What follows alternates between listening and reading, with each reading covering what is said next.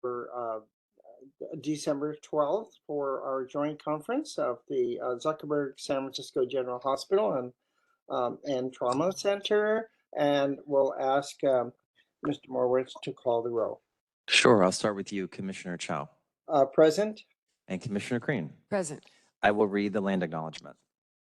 The San Francisco Health Commission acknowledges that we are on the unceded ancestral homeland of the Ramaytush Ohlone, who are the original inhabitants of the San Francisco Peninsula. As the indigenous stewards of this land and in accordance with their traditions, the Ramaytush Ohlone have never ceded, lost, nor forgotten their responsibilities as caretakers of this place, as well as for all peoples who reside in their traditional territory. As guests, we recognize that we benefit from living and working on their traditional homeland. We wish to pay our respects by acknowledging the ancestors, elders, and relatives of the Ramaytush Ohlone community and by affirming their sovereign rights as First Peoples. The second item on the agenda is the approval of the October 24, 2023 ZSFG JCC minutes.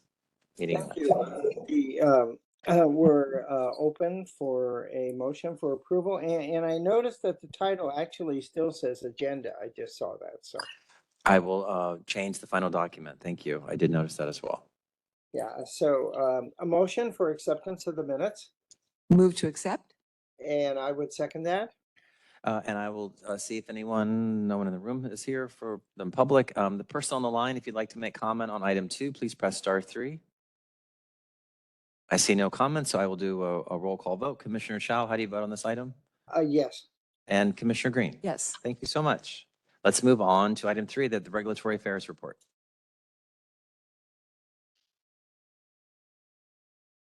Thank you. Are you able to hear me all right? Yes.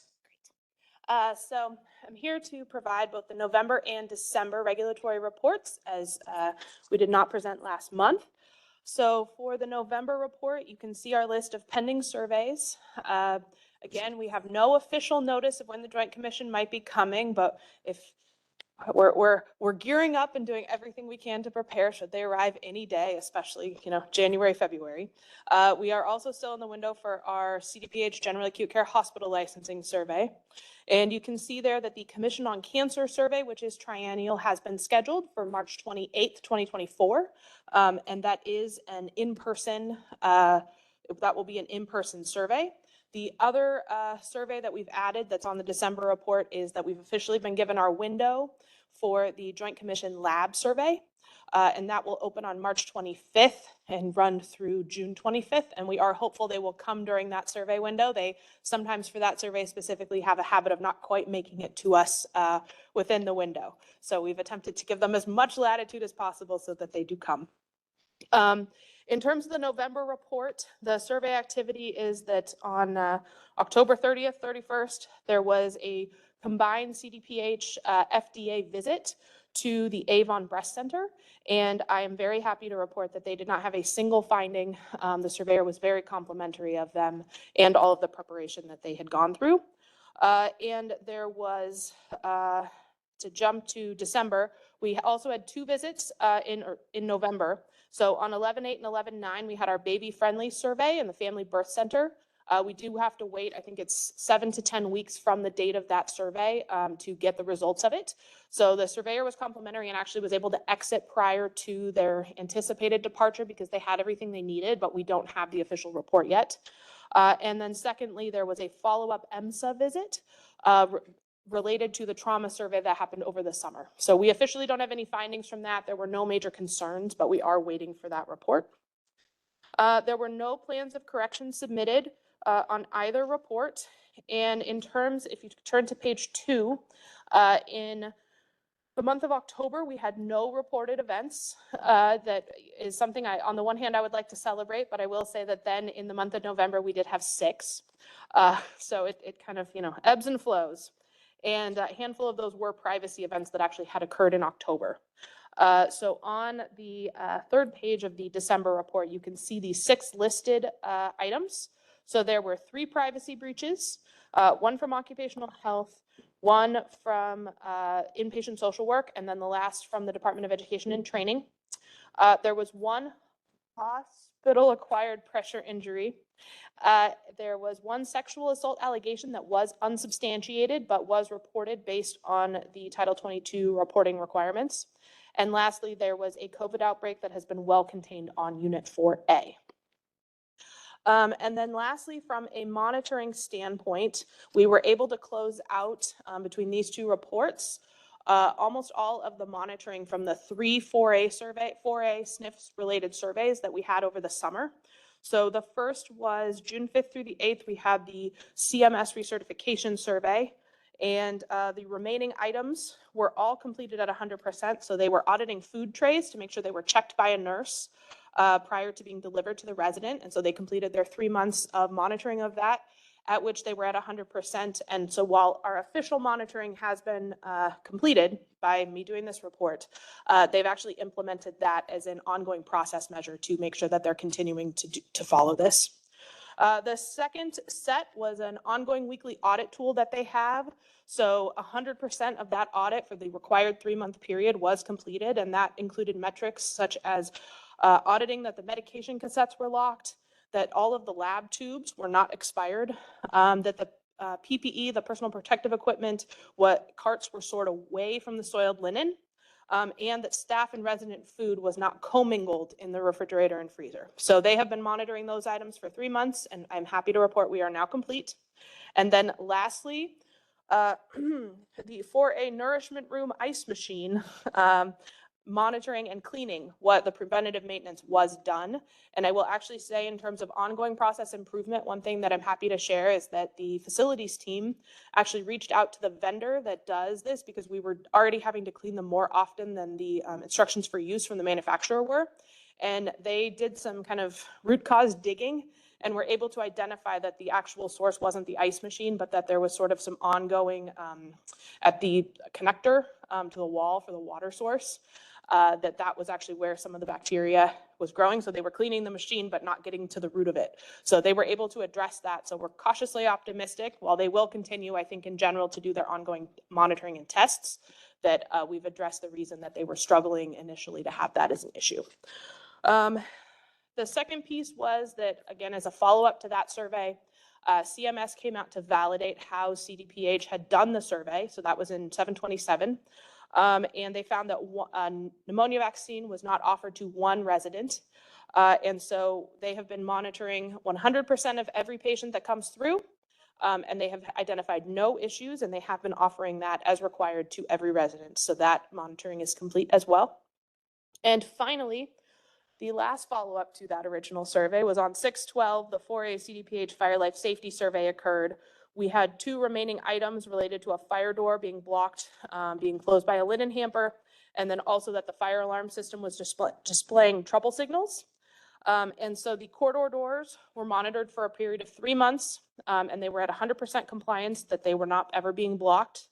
And then the second piece with the fire alarm was that the trouble condition was resolved prior to the departure, and that they have been logging trouble conditions. They did it for 1 month from July through September, and they were able to clear all the trouble conditions without any issue. So with that, that concludes those monitoring, all of that monitoring. I'm happy to report. I know there will be more, but at the moment I can take a deep breath before we gear up for some more. And with that, I will turn it over to the commissioners to answer any questions. Good morning. Let's see if there's any public comment. Sure. Person on the line, if you'd like to make comment on this item, we're on item 3. Please press *3 to make a comment. I don't see any hands, commissioners. Thank you. Commissioner Green? I really appreciate the report. And as you were giving it, I was thinking the amount of work is required for an institution this large, with the number of doors and alarms and nurses stations and test tubes. I mean, it's quite remarkable that you've done so well. I mean, it's really great. I mean, I didn't really, it looks like you had one hoppy, which is better than we've heard in the past. And, I always look at this stuff and I'm like, how do you do it? I can't, thank you for the comment. I can't take any credit. I would say, I think, much of it is the organization as a whole. And then I think it also, in full transparency, is the bulk of the monitoring that I've been reporting has been focused entirely on 4A skilled nursing, because they did have these 3 rapid fire surveys. And so I think that they are in very good shape at this moment, due to, the findings and the monitoring. And what I will say is that we've been doing ongoing rounds as the entire quality management team, and have been attempting to sort of share some of these learnings, if you will, with some of those other areas, because expired test tubes, dirty ice machines, you name it, they can be, if it's an issue one place, it can be an issue anywhere. So. And the privacy breaches, given the amount of paperwork that goes from person to person, it's remarkable in a way that you've had so few. Yeah. I mean, honestly, I was at the doctor's yesterday and I got someone else's AVS and my own.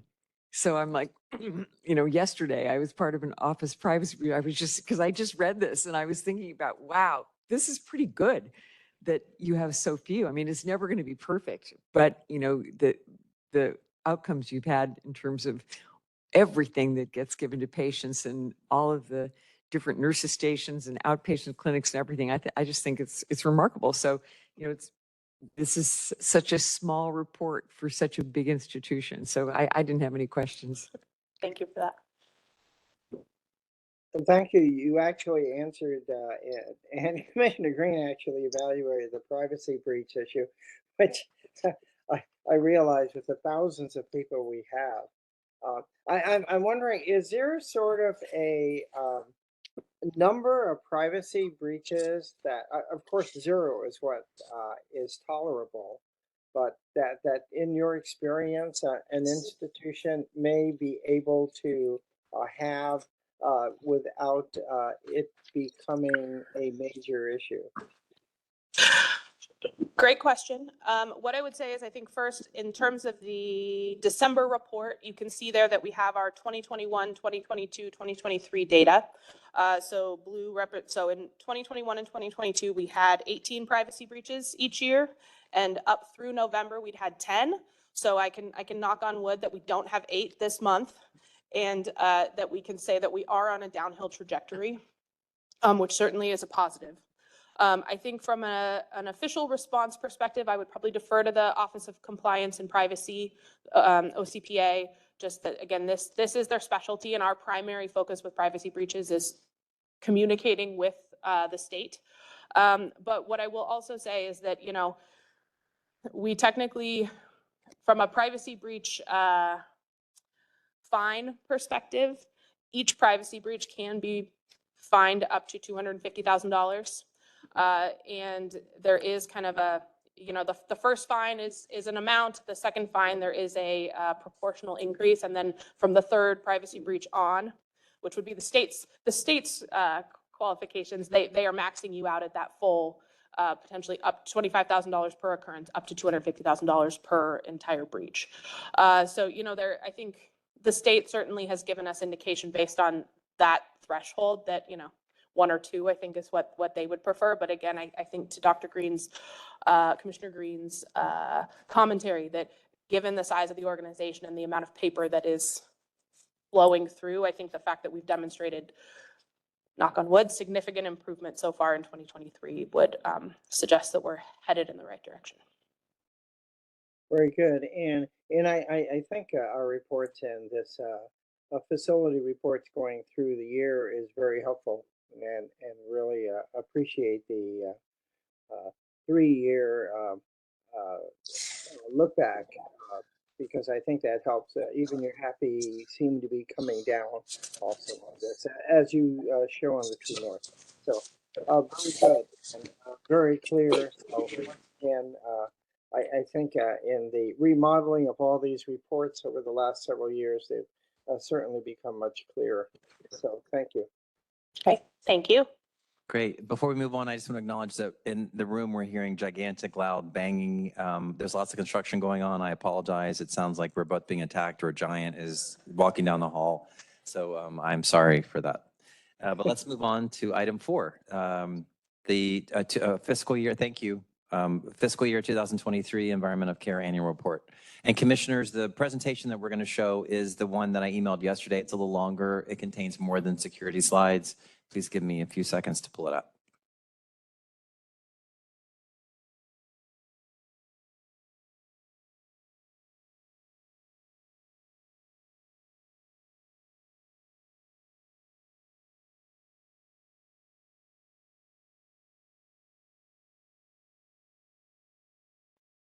Good afternoon, commissioners. My name is Chauncey Jackson. I'm the chair of the EOC committee, and today we'll be presenting our annual report alongside with our security portion, which Director Price is virtual and will be collaborating with me on this presentation.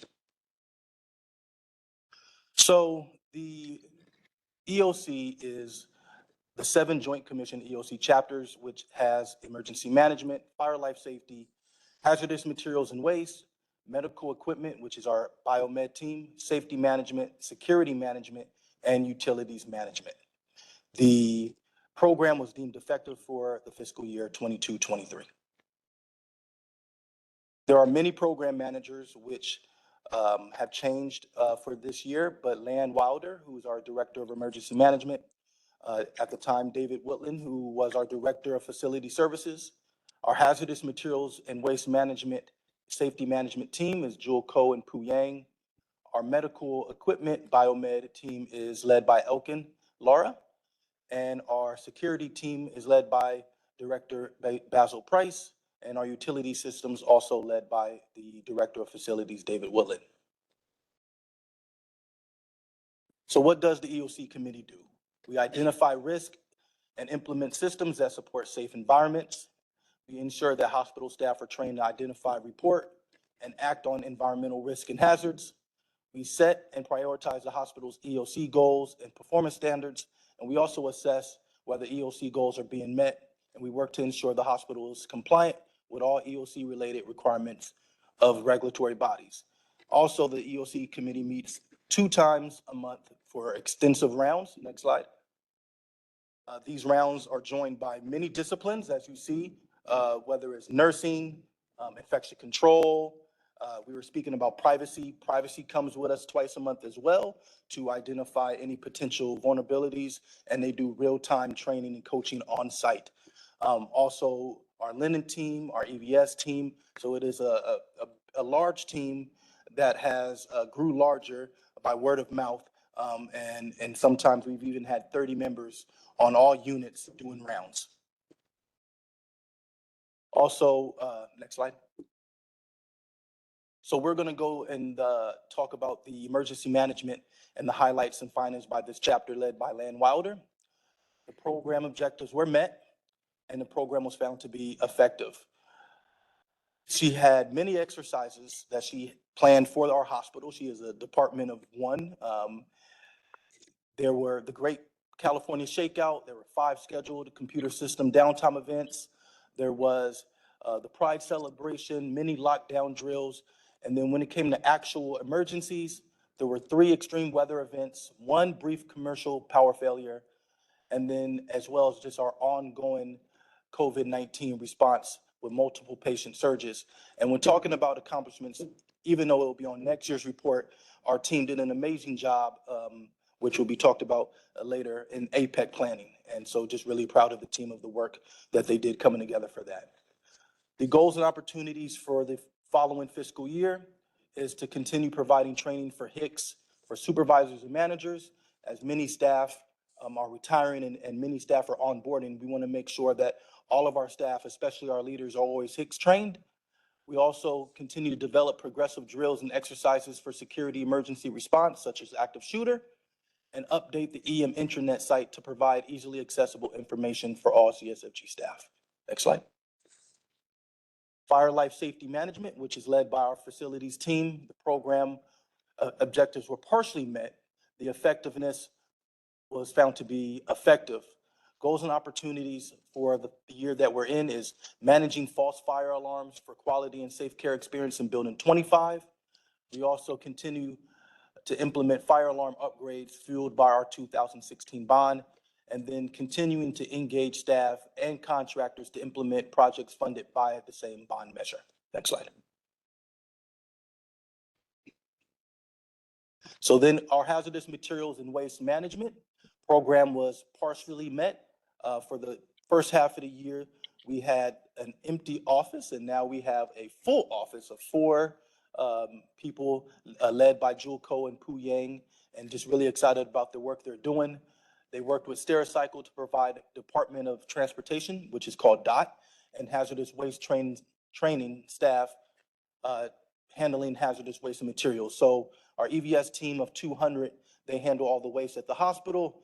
And so the team, when they onboarded, worked with our vendor to provide training for all of the staff that is needed.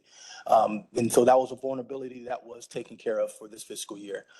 We also look to reduce our costs for pharmaceutical waste disposal. Changes in waste disposal requirements necessitated a change in our pharmaceutical waste disposal process. During the 23-24 year, environmental health and safety will work with stakeholders such as pharmacy and nursing to obtain Stericycle commingled programs. Next slide. So our biomed team, our medical equipment team, their accomplishments were they had a huge Baxter software upgrade where they upgraded 700 plus infusion pumps at the hospital. It was a large, very large project, and just very proud of the team for getting that done. Also, biomedical technicians were sent to training on vital medical device to support in-house projects as well. They continue to look at diversity in their department and hire female technicians that can also provide support in outpatient dialysis program, which is something Elkin Laura is working on for his team for the new year. And then for the last goal is just continue working with clinical department leaders to plan for the replacement of their medical devices. As devices retire out, it's just really important that the biomed team is working with these leaders to make sure that they are getting the new equipment that they deserve before this happens. And then Basil, Mr. Price can take security management. Thank you, Mr. Jackson. The security management plan for fiscal year 22-23, the performance objectives were met, as well as the effectiveness of the program was deemed to be effective. You have listed here the accomplishments, which includes the 24% decrease in use of force incidents from the previous year, as well as the additions of security safeguards in the emergency department that include the X-ray property screening technology. Let's go to the next slide.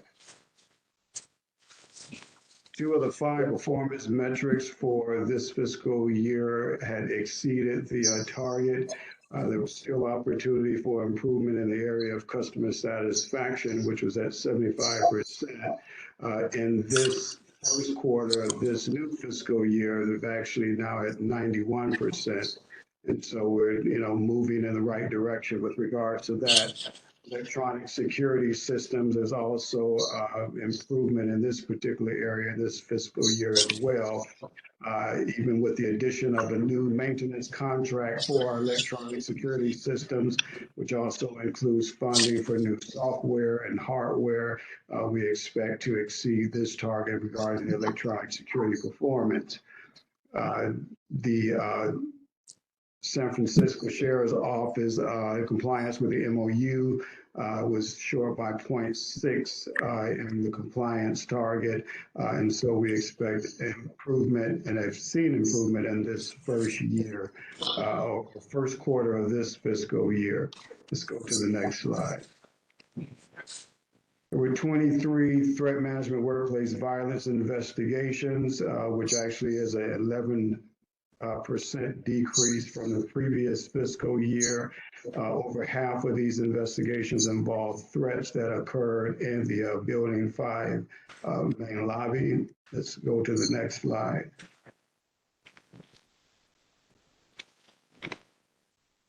60% of threats and acts of violence investigations involve employee on employees, and you have the remedial action there on the right, which includes the HR investigations, which are the highest as a result of these incidents involving employees. Let's go to the next slide. With regard to crimes against persons and property, there was a 5% decrease from the previous fiscal year, and also a 24% decrease in battery incidents or physical violence incidents. Next slide, please.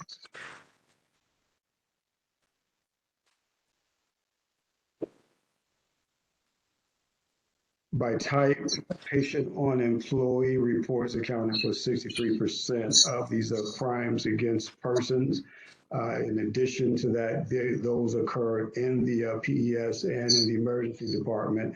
And we're also seeing, as a result of this, an increase in victims pressing charges against their assailant at 26%. Next slide. There were 7 incidents of crimes against property, as you see listed there. We can go to the next slide. There were 56 incidents of use of force, which was a 24% decrease from the previous year. We continue to improve with regards to use of force decrease. We closed the fiscal year with 18 incidents. In the first year of this fiscal year, it's down to 8 incidents for the quarter. And then on the right, you also have the use of force data by patient-related service calls, as well as clinical data.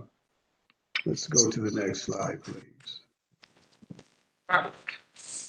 Of those 56 incidents of use of force, there were 193 types of force used, which the majority of that was of physical force.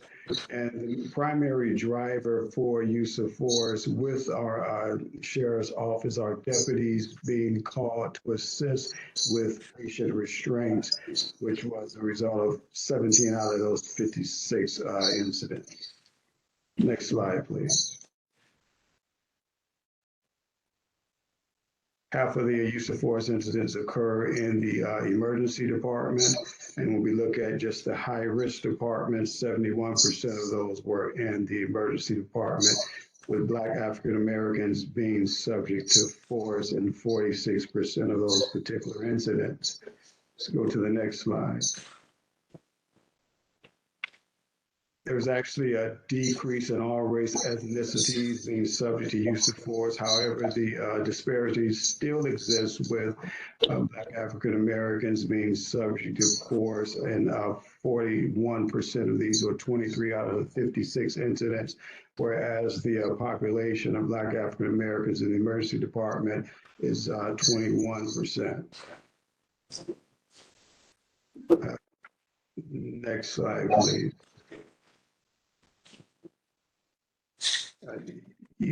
We break down the use of force even further by age, and so 27% use of force were against males, equally in the age groups of 24 to 34 and 34 to 53. The next slide being the next slide, please. And this is just the work through our security equity and working in partnership with the BERT team, where we see just the overall increase when it comes down to staff utilization of the BERT team's resources, as well as BERT's proactive rounding in order to de-escalate individuals that they determine to be in crisis. And again, 80% of these incidents are without law enforcement presence. And so we just see the effectiveness of the BERT program and DPH's plan to actually utilize alternative uses of addressing patient crisis outside of using law enforcement. And we see the effectiveness of that through this particular site. So that concludes the security report, and I'll turn it back over to you, Mr. Jackson.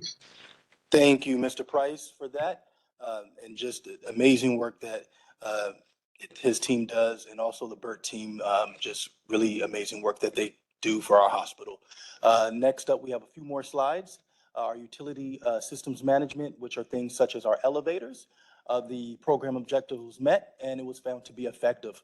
A few of the things that the facilities teams is doing is supporting the Building 2 security project, also supporting chiller and cooling tower replacement projects in Building 2, and then also further develop the assistance of project management team, our capital projects team, and the replacement project for the main switchgear and electrical distribution system in Building 5. And last but certainly not least, our safety management, the program objectives were met, and it was found to be effective, our program. Goals and opportunities for this year are continue to reduce the number of staff injuries, also continue to identify and develop countermeasures for activities in areas where significant numbers of staff injuries occur. This is why it's important to build our safety team up to round the hospital to see where there are vulnerabilities for staff, patients, and visitors. Also create a log for environmental health and safety concerns that are reported, as well how these are resolved. And then also there's an increase in splash and cut puncture injuries compared to previous years. And so right now, our safety team is working with DPH Safe Device and Bloodborne Pathogen Committee to provide refresher training to managers, supervisors, and employees, and to discuss these injuries during staff huddles and remind employees to wear the proper PPE to prevent splash exposures and cuts. And then here is a slide just from our OSHA recordable injuries from 2017 to June 2022. And with our new team on board, they'll be able to deep dive all of these staff injuries and working with our central office and workers' comp team. And that is all. Any questions from the commissioners? Thank you. I believe Ms. Wilder raised her hand during the presentation. Would you like to make a comment, Lan? No, that was an error, sorry. Oh, sure. Okay. Commissioners, I'll check public comment real quickly. First on the line, we're on item 4. If you'd like to make a comment, please press *3. No hands, commissioners. All right, Commissioner Green? Yes, well, thank you for the report and your enthusiasm about the work and what a great job everyone has done. And I think it's so impressive. As you said, the team has spontaneously come together with 30 people in the room. And I think that's wonderful. I had submitted just one question. And I think in particular, it's very remarkable, as you said, that the Burt team has done so well and that the workplace violence has diminished. And I know that's been an effort on the part of everyone in this room and many others. So I unfortunately didn't get to read the whole report because I didn't come to last night, but I just had nothing to question. I just, you guys are iconic. I can't say anything else. So thank you. Thank you, Commissioner. Yes, thank you also for answering my questions. And I note the new format, and I think it's actually a very good format in order to get a quick shot at each of the areas that you've all detailed. And it's amazing just to read the problems of the recalls or some of the problems, even of the infusion pumps and all. It kind of worries me about going into hospitals if all these things are occurring. We have so much equipment, but the work you do always impresses me. I mean, we hear a lot of all the clinical work and all, but we don't see the hard work done by all of you in terms of really maintaining the pieces of equipment and the reliability of all of this. So I'm really always impressed with the report, and thank you for sending the full report over also. Thank you, Commissioner. I was just wondering the issue of bathrooms, and I know that you in your response said that we have we're a no smoking hospital, but it is frequent that people do smoke in bathrooms. Are there signs in the bathrooms too? Yes, there's signs all over, and as I said in my response, I think through EOC committee in collaboration with nursing and on the units, we are educating not just the nursing department, but also patients as well and visitors as well. And that's what the importance of actually going out and seeing if there's a lack of signage on a unit, for whatever reason, we're taking care of that. And if nursing sees something that's become a problem in one of their units, they also can report it to the EOC committee and we're on it. Thank you. And I was happy to hear, not happy to hear that the elevators in Building 5 were still a problem, although most of them, as you had responded to, are actually in good working order, and the problems are in the service elevators, right? Which Correct. you are also working on. So it's very nice to see this progress that's occurring, as Commissioner Green also had noted, all the way from getting getting everybody organized again after after the COVID emergency to really having these robust meetings that you're having to assure us that all of the all the infrastructure we're using is going to be as top notch as we can be. So this is always one of my favorite reports. I think I've said that before in the past, but it's because we never hear of what's being done in the background, right, of our institution. And you were just so transparent that I just want to commend you for that, and really believe that you are, that the report here says that we need a consideration for approval. So is that correct, Mark? My understanding is that you all will recommend approval, and then the full commission, I believe, has to fully approve it. So your action today is recommending that the full commission approve. Okay, and we always commend this to the entire commission so they can also see the great work you're doing. So we're prepared for a motion for recommendation to the full commission, the acceptance of the report. Oh, could you turn? I will make that motion. Okay, and I will second it. Great. Well, I will do a roll call vote. Commissioner Chow, how do you vote on this item? Well, I could only vote yes, right? Yes, but I have to do my due diligence. And Commissioner Green? Yes. Great. I'd also like to give credit to Mr. Jackson, who I think moved over from Laguna Honda during the year. So you're doing this amazing job, and it's somewhat new to Yes, you. yes, it's been a year last week, and just happy to have this incredible team that is here, and incredible leaders, and just be a part of a great community. So thank you. Thank you for all your work. Thank you, commissioners. Great. Thank you. We can move on to, No, please move on. great. Item 5 is the Chief Executive Officer's Report and Emergency Department Newsletter. Good afternoon, Commissioners. Susan Ehrlich, CEO at Zuckerberg San Francisco General. First, I just want to thank you for commending our EOC team. It's really remarkable, the work they do. Our campus is so complex. 22 acres, 15 buildings that span more than 100 years. It's just astounding how complicated it is to keep it all in good running order.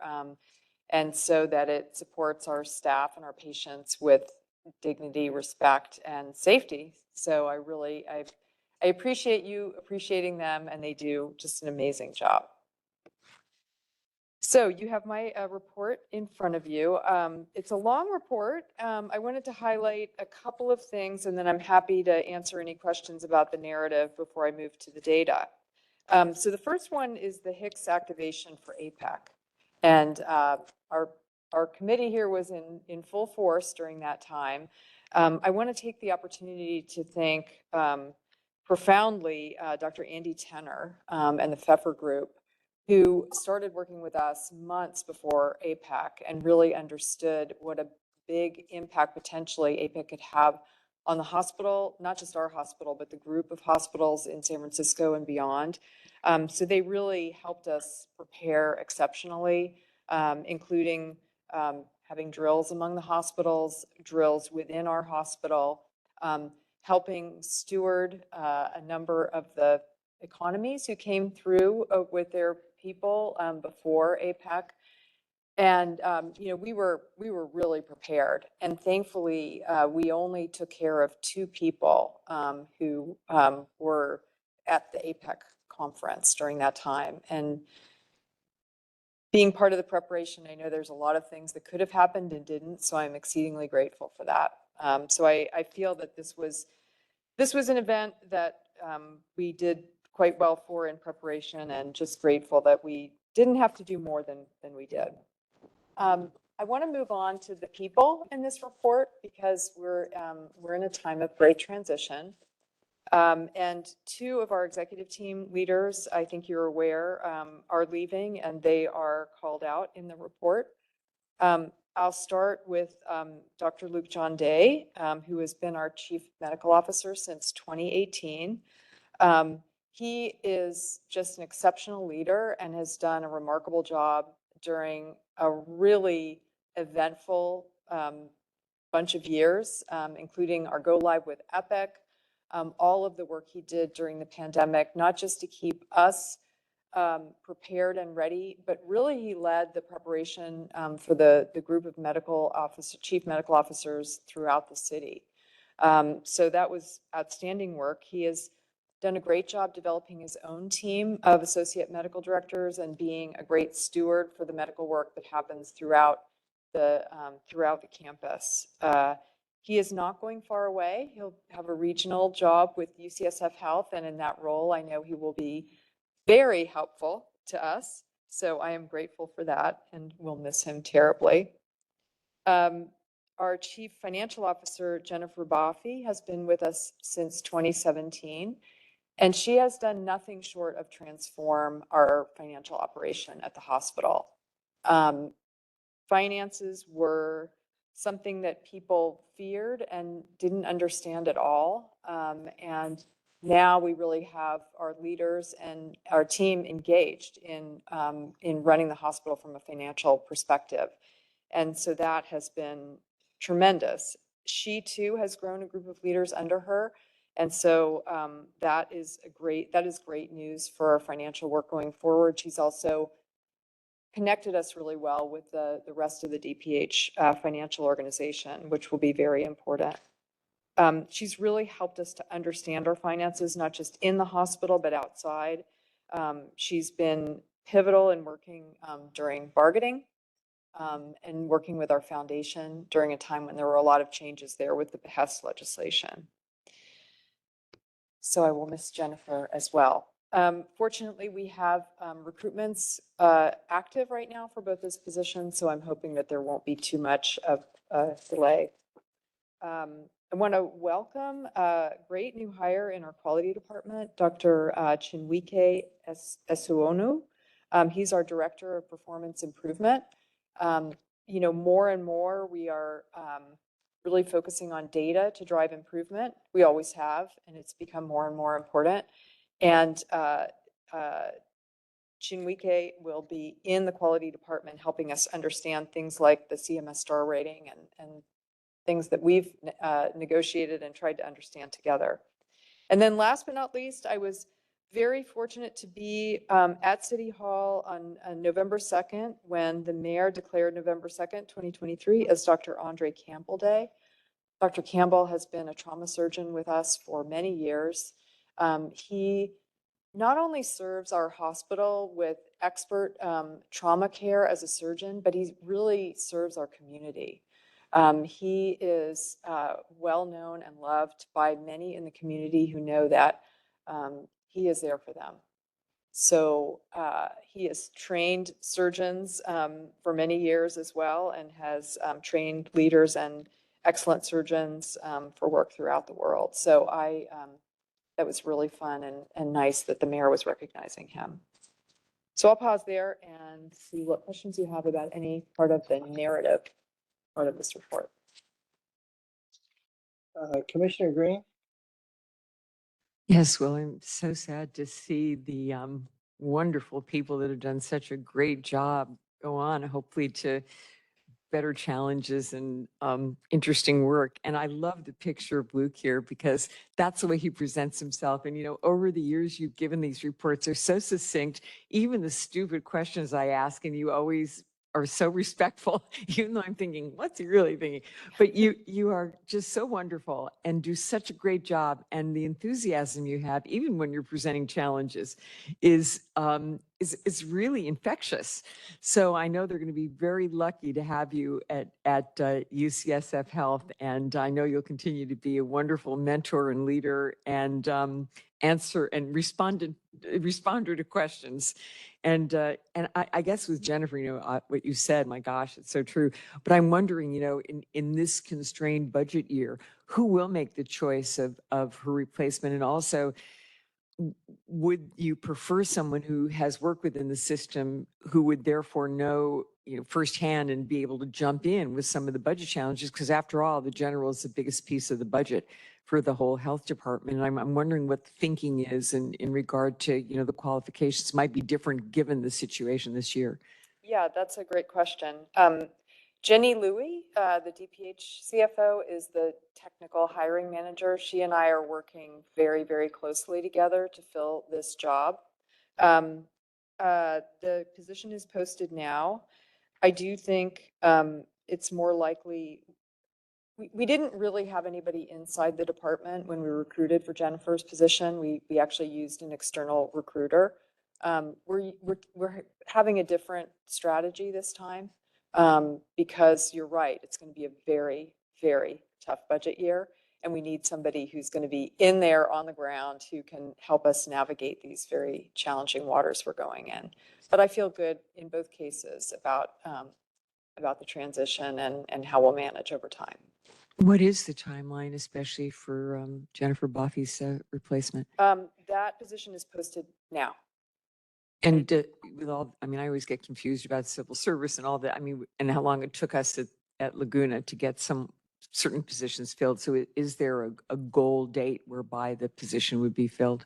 Well, my goal would be that it would be filled, in January sometime. We'll see, because as you know, there are all kinds of ins and outs to the hiring process. But the fact that it is posted and being recruited now is a great sign. Great. Well, I hope you'll keep us posted. And obviously, it's great that Dr. Campbell was recognized and that you have someone with such an interesting background that's going to do the performance improvement. I think, engineers know so much more than doctors in so many ways. So that'll be great. Yeah, I didn't have any other questions. I just wish the best to both Jennifer Buffy and to Luke Day. Well, you might run into Jennifer since she'll be at Sutter Health. I might try to twist her arm to the East Bay, rethink that. I can't do that now, of course. Well, it was very sad to read when I picked up the packet that these wonderful people were leaving. These were areas that I think in these 5 or 6 years have really, again, also, demonstrated their full potential to be really a part of the driving force that you have, Dr. Ehrlich, in changing and moving forward in a true North style. And I know that it's a shame, Doctor. We just seem to always be promoting people into other systems. And I think that's a great credit to the city and to the department. But if we could bring all these people back together, we'd have a team probably rivaling whatever Washington could actually put together. So. Oh, we do better than that today, I think. But both of these individuals, Luke and Jennifer, are going on to really amazing promotional opportunities. And I see it as a great testament to us and our team and the work we do here. And, again, though I'll miss them, this is a great thing for both of them. And I would never want anyone to give up a great opportunity like this. And we will have more people doing great work right behind them because of what they left behind. Well, I know that you play a great role in that because if you weren't able to give these people the opportunity to be as great as they became, it wouldn't have happened. So thank you for your modesty. But Thank you.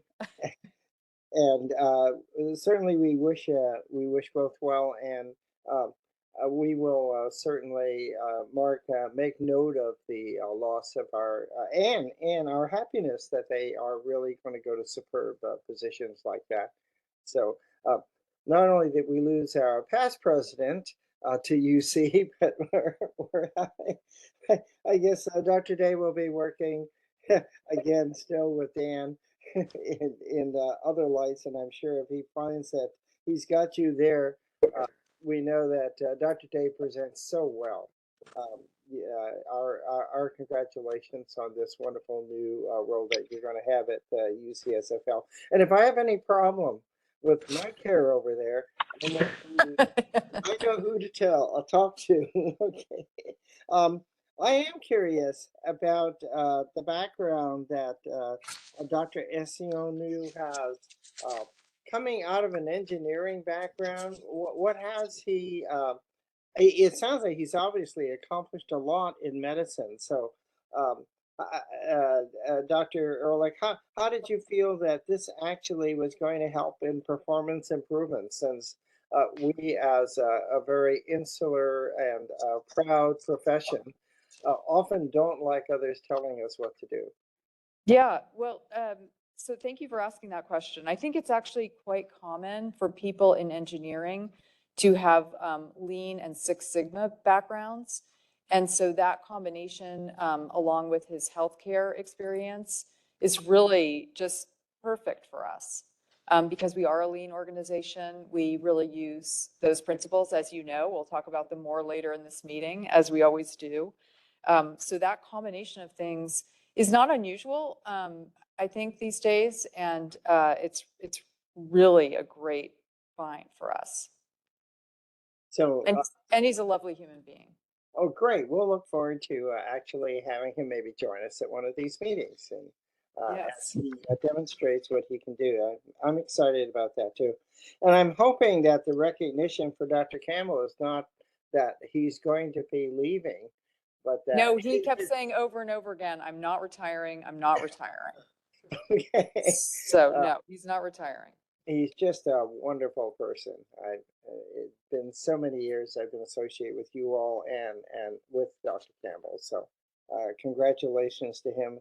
And we'll, I think, go on to the remainder of your report if we don't have any other questions. Okay.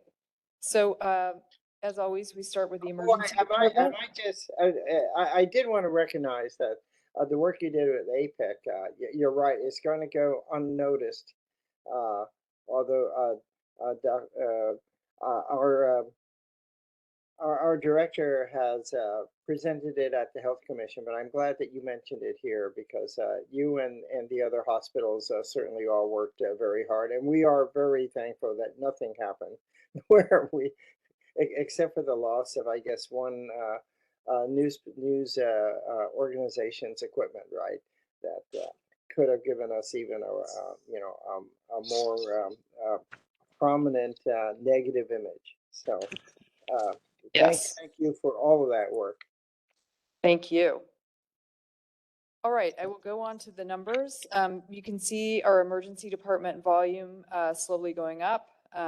It's represented by month and then the prior fiscal year baseline. So you can see that, we're really back to our pre-COVID numbers very solidly. And this is what we would expect in the wintertime as well. Correspondingly, we see our average daily admissions from the emergency department also going up slowly. You can see that number, really going up in October of 23, and we'll probably continue to see that over the winter time. All right. So speaking of improvement work, in spite of the volumes we have, and in spite of other things that we'll talk about later in this report, the emergency department team has been very devoted to doing improvement work. And that is represented on the next two slides. Leave without being seen, leave without being triaged is, I mentioned this at our last meeting. This is the first value stream since the pandemic we've done, and this improvement work continues. You can see that we reached a peak in about a year ago in December, and the numbers are coming down. We're not anywhere near where we want to be. We want to be at a leave without being seen target of 3%. The best practice standard is 2%. So this is really about making sure that our patients are seen at the right time and the right place with the right service. And what I love especially about this work is that it is highly informed by line staff in the emergency department as well as patients. And we're actually, what I was just speaking with Dr. Toff Peabody, who's the physician leading this work. The thing that we've seen in the data so far that is most interesting and impressive is that this work has substantially improved our patient scores. So we're using real-time surveys in the emergency department to text and get feedback from patients, and we are doing our patient experience scores are much higher than they were when we started. So that's great news, even if we're not at the point that we'd like to be at with leave without being seen, leave without being triaged. Similarly, diversion, as you know, has been a focus of ours for a while, and it will continue to be. The key drivers of this problem are staffing issues and boarding in the emergency department. That's really clear, as we've seen. So when you see this peak of 60.7 recently in September, that was because we had a gap in our staffing in the emergency department. We've been able to come back down, but we're still plagued with boarding in the emergency department. That's a really tough problem to deal with. And so that's why the numbers aren't as good as we'd like them to be, though, 40-ish% is good for us. We started much higher, as you can see, back in May of 22 at 75% or so. So this improvement work continues. The next graph, I wanted to focus next on the psychiatric emergency service and the inpatient psych service. I would say really the main issue that affects all of these data is the lack of placement ability off of 7B and 7C, which are acute psychiatric inpatient units. So the fact that our numbers are going down in PES, recall that we have a daily maximum or a maximum at any time of 20 patients. This is our daily number, and it's going down because we just don't have capacity upstairs. So we have less ability to admit patients. Now, what does that mean in practice? So recall that patients must go to the emergency department these days before they come to PES. So it means that patients are going to wait longer there. It means that we're more likely to try to address patients' issues in the emergency department and discharge them from there. So that there is that option, especially because we have a psychiatrist there 17 hours a day, every day. And of course, we have the BERT team there as well. The average daily admissions is just the same problem that I'm talking about. We have no capacity. We're waiting longer, and we follow these data very carefully with behavioral health services, but in all but a couple categories of placement beds, we're waiting longer for all those beds. And it ranges, the longest people wait is for a state hospital bed over which we have no control whatsoever. That's about 2 years. Fortunately, we don't have very many patients waiting for those beds. It's usually 1 or 2 at a time. But even for a locked subacute treatment bed, patients are waiting for months. So that's a tough problem that we're dealing with right now.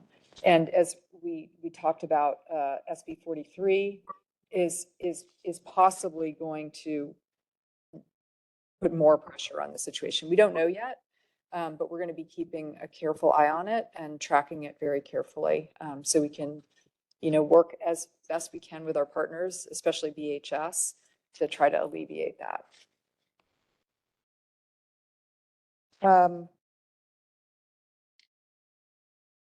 I think the next thing we want to talk about is the med-surg census. So that is stable at this point. It's still very, very high, and we're really pushing at the limits of our physical capacity at this point. Our med-surg unit, H58, is open almost to capacity now every day, which is great because it means we can staff, but that means we're at the limits of our med-surg capacity. The intensive care unit, you can see it's going up. We definitely expect that will get higher during the winter months. You can see in November, December, January, especially of last year, the peak was quite high, and we're expecting that it will go to that level this year as well. And then the last thing I'll focus on is the lower level of care days. We've really already talked about it. It's higher than it should be. And even though we have a team that is working so creatively in any way that they can, it's just a problem that we're still working on. I would say the most,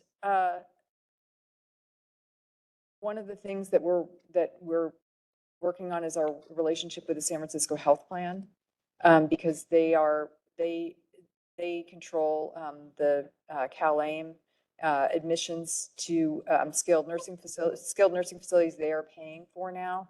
They're about to start an incentive program that we hope will be helpful, and also the additional community services that are available through CalAIM. We're working with them on. So we're hopeful about those resources. You heard about assaults, but you can see that the data look promising there. I won't go into that further. I think I'll stop there and see what further questions you have about these data. Okay, Mark, should we ask for public comment? Oh, or have we already done that? No, we haven't, sir. I'm happy to do that. Folks, we are on item 5. Please press *3 if you'd like to make a comment. *3. No hands, commissioners. Okay, then we'll go to Commissioner Green. Well, thank you for the report. And I guess, my kind of confusion and interest is this whole issue of what this bill might do in terms of really bottlenecking the emergency room with borders, because I guess, I read this article that San Diego County they can delay for two years, and they will. And it was partly from the voices of all those hospital systems there saying that they've so broadened the definition of who can stay in an emergency room in terms of just being able to care for themselves, that it could really be an issue, especially when we've already got placement with lower level of care and all that. So I'm wondering, what is, could the hospitals come together? In other words, if you've accepted they're going to implement this bill, it's not supposed to start till January 1. Has that ship sailed? If you find out that this is just a huge problem for not just the general, but all the hospitals, is it possible to dial it back, or has that, ship has that train left the station?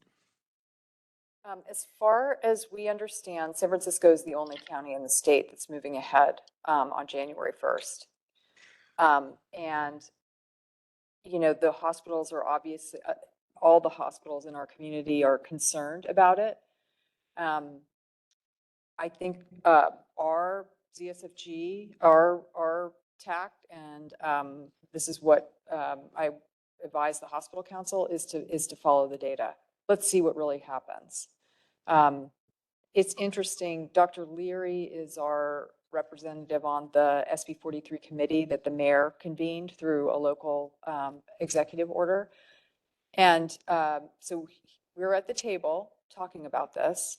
Dr. Leary's view is that it's not clear that there will be more people brought into the emergency department, because remember, police, paramedics, or police especially, are not necessarily making a diagnosis in the field today. So they may be bringing in people with substance use disorder, opiate use disorder, folks who haven't been differentiated yet.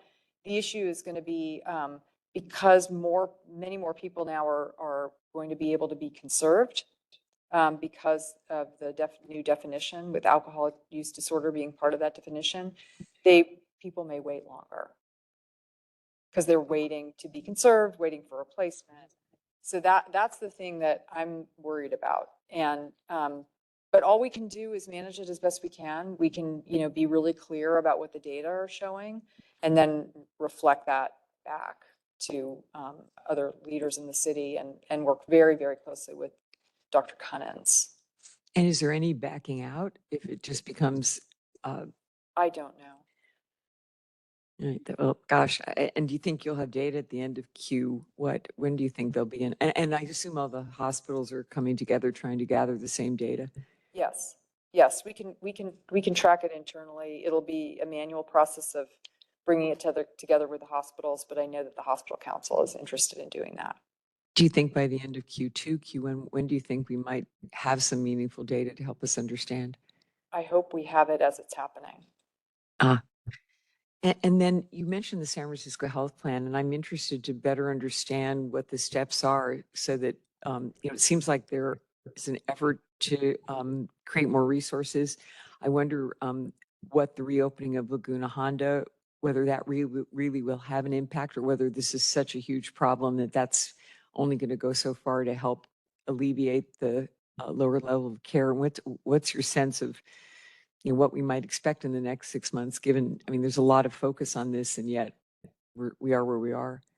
Right. So on any day, just on the medical surgical side, we have between 40 and 50 people at lower level of care. Approximately half of those people are waiting for skilled nursing beds. So that is obviously something that's very, very concerning to us. Laguna Honda, anything would be helpful to us. So when Laguna Honda starts accepting patients, that will be extremely helpful to us, even if it's 1 or 2 a week. Because, part of the issue is that they've been close to us for 2 years. And so that lack of flow to a really important partner has, it's been an issue for us. So we're looking forward to when they can accept new patients. I really don't know exactly when that's going to be. I'm not expecting it soon, because they have to, obviously, better than I do, they need to get through all their survey issues. So that leads us to the health plan. And the health plan, most of the patients we take care of are insured by the health plan, which means that the health plan is paying for their skilled nursing stays. The rates they pay are exceedingly low, which means that our patients are last in line for being accepted to skilled nursing. The thing that has been, and their rates are set by the state. So in some ways, their hands are tied. I speak with the CEO of the health plan, Yolanda Richardson, pretty frequently about this. But they are, in the month of January, starting an incentive program, which means that they'll pay above the rates for skilled nursing facilities that are interested in participating.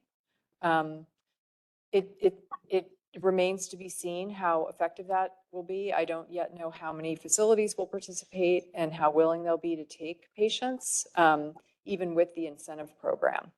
But it's obviously an opportunity, and it's something we're going to be, very closely watching the health plan, and not just me, but the network leaders as well, especially Dr. Ratana Wongsa, who's going to be, who's interim for Claire. So Claire and I really worked very closely with them on that. We'll be very interested in seeing how that unfolds, because, when we were looking for placement at Laguna, and, they had 1,017 open SNF beds in the state, and like 2 for Medi-Cal. Right. And I think that reflects, as you said, the compensation for the, to the facilities themselves. So, I doubt it's gotten any better with with the aging population and everything else going on here. So it'll just be fascinating to hear whether we can, scratch that surface or make some progress. But it's great that you guys, as usual, are collaborating well. And if there is a solution, I know you will find it. So we'll appreciate being kept up to date. And I'm sorry for that. That challenge is a tough one for everyone in the room, I'm sure, and everyone who's on the wards over there. Yeah, it's top of mind every day. Yeah, thank you. Right. Thank you. And as usual, Dr. Reen has asked all the pertinent questions. On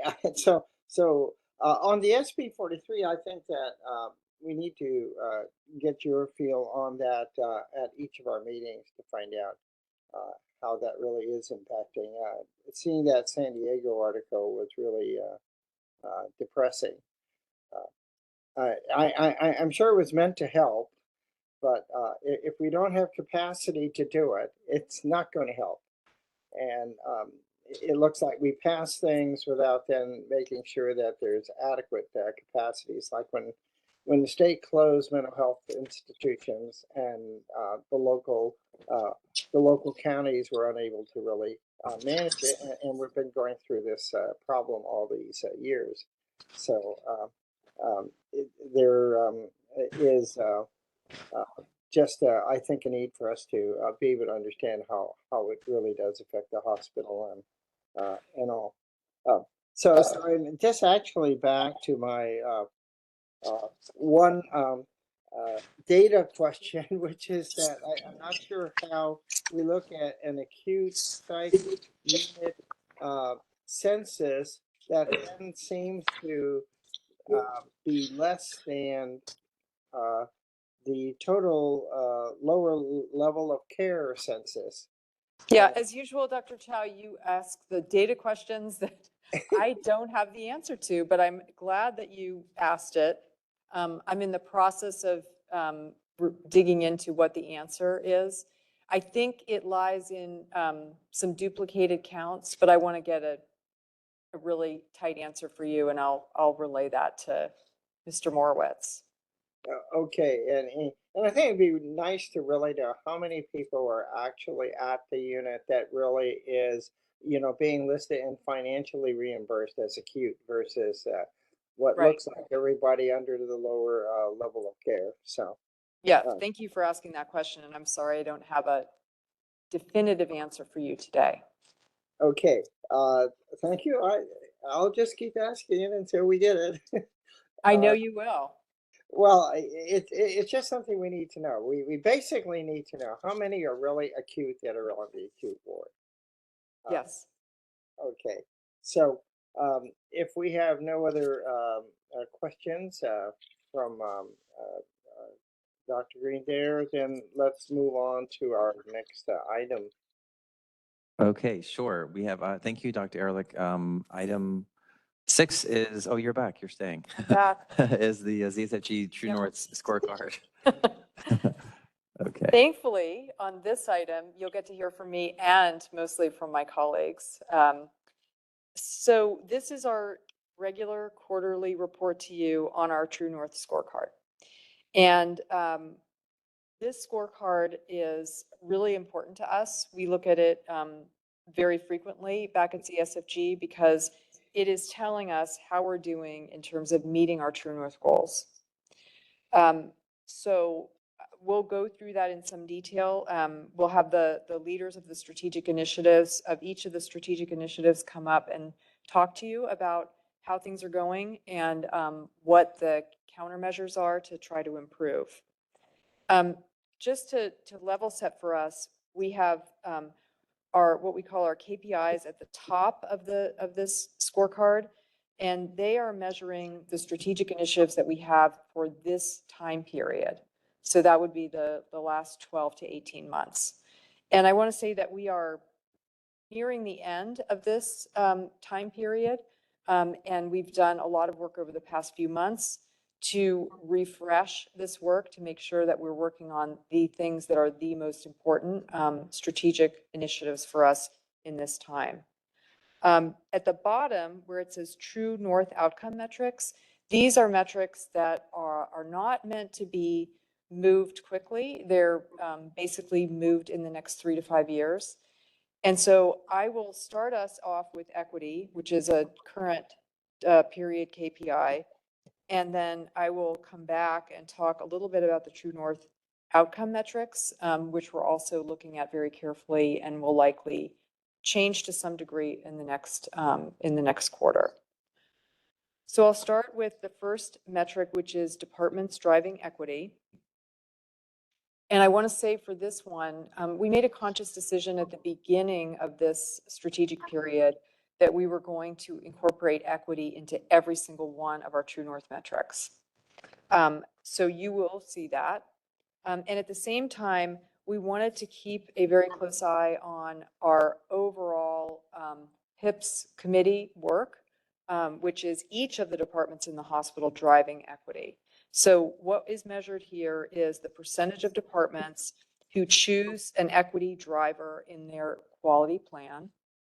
Our baseline was 63%, our target was 65%, and we are green at 73%.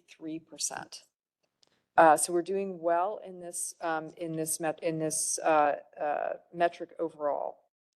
I would say the challenge ongoing is to keep up the momentum here.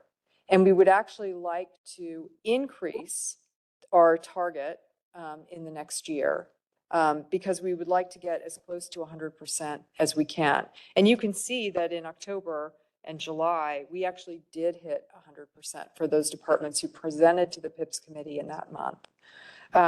So the challenge is to challenge our departments more than we have, and to really make sure that each of our departments is working on the most meaningful metrics that we can have them work on.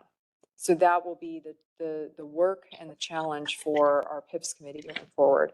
And I'm deeply grateful to Dr. Will Hewen and to Adrian Smith, who lead that committee and whose work I get to witness every month.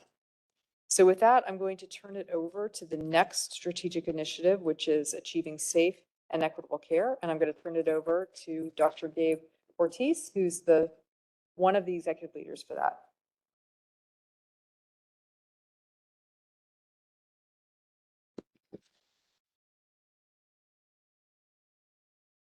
Good afternoon, commissioners. Happy holidays, inclusive of all the holidays you share and celebrate.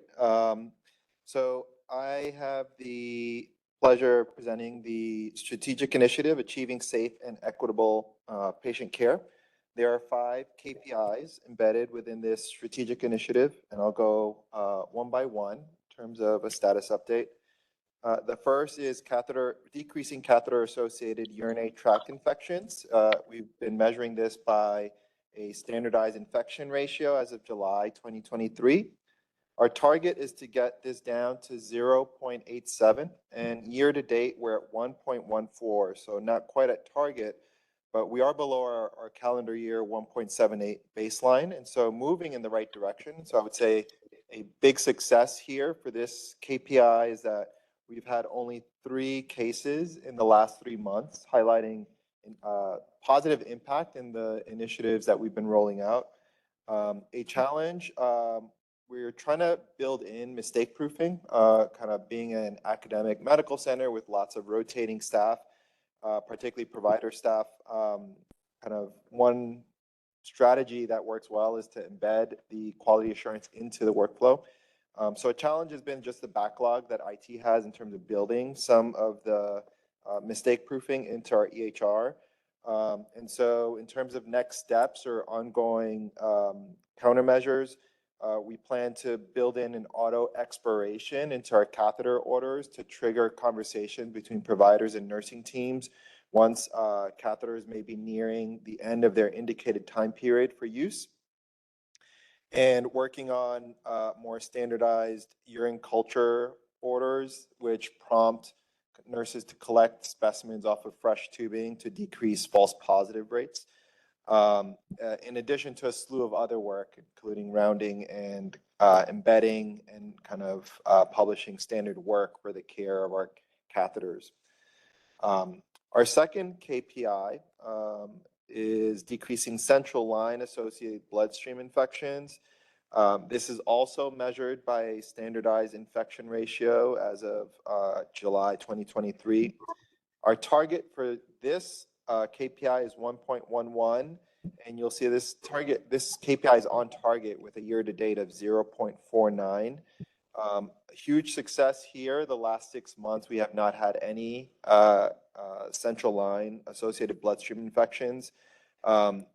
No major challenges associated with this KPI aside from our vascular access team just does incredible work in terms of teaching the standards to our bedside nurses in terms of the management of this, and also monitoring to kind of ensure that we don't leave catheters in for longer than they're intended.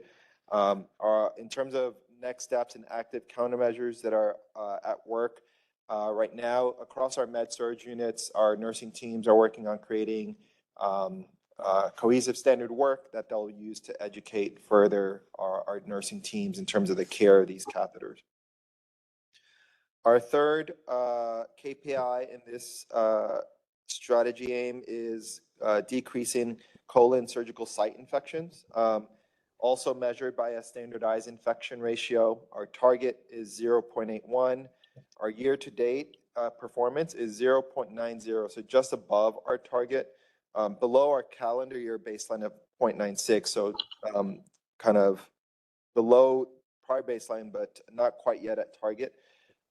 Success here, our ICU has been doing daily chlorhexidine baths as part of their standards. That's built into the ICU workflow. In studying this KPI, kind of identified some areas for improvement in terms of building in reminders for our med-surg teams to kind of perform chlorhexidine baths prior to patients being called down to the operating room. So in terms of active countermeasures here, we've connected our peri-op leaders with some of our med-surg leaders to explore how we can build in some mistake proofing and reminders into, for this metric. Our fourth KPI is reducing hospital-acquired pressure injuries. Our metric here is count per 1,000 midnight census. Target is 0.2, and we are quite close at 0.3 for year-to-date measurements, very similar to calendar year 22 baseline.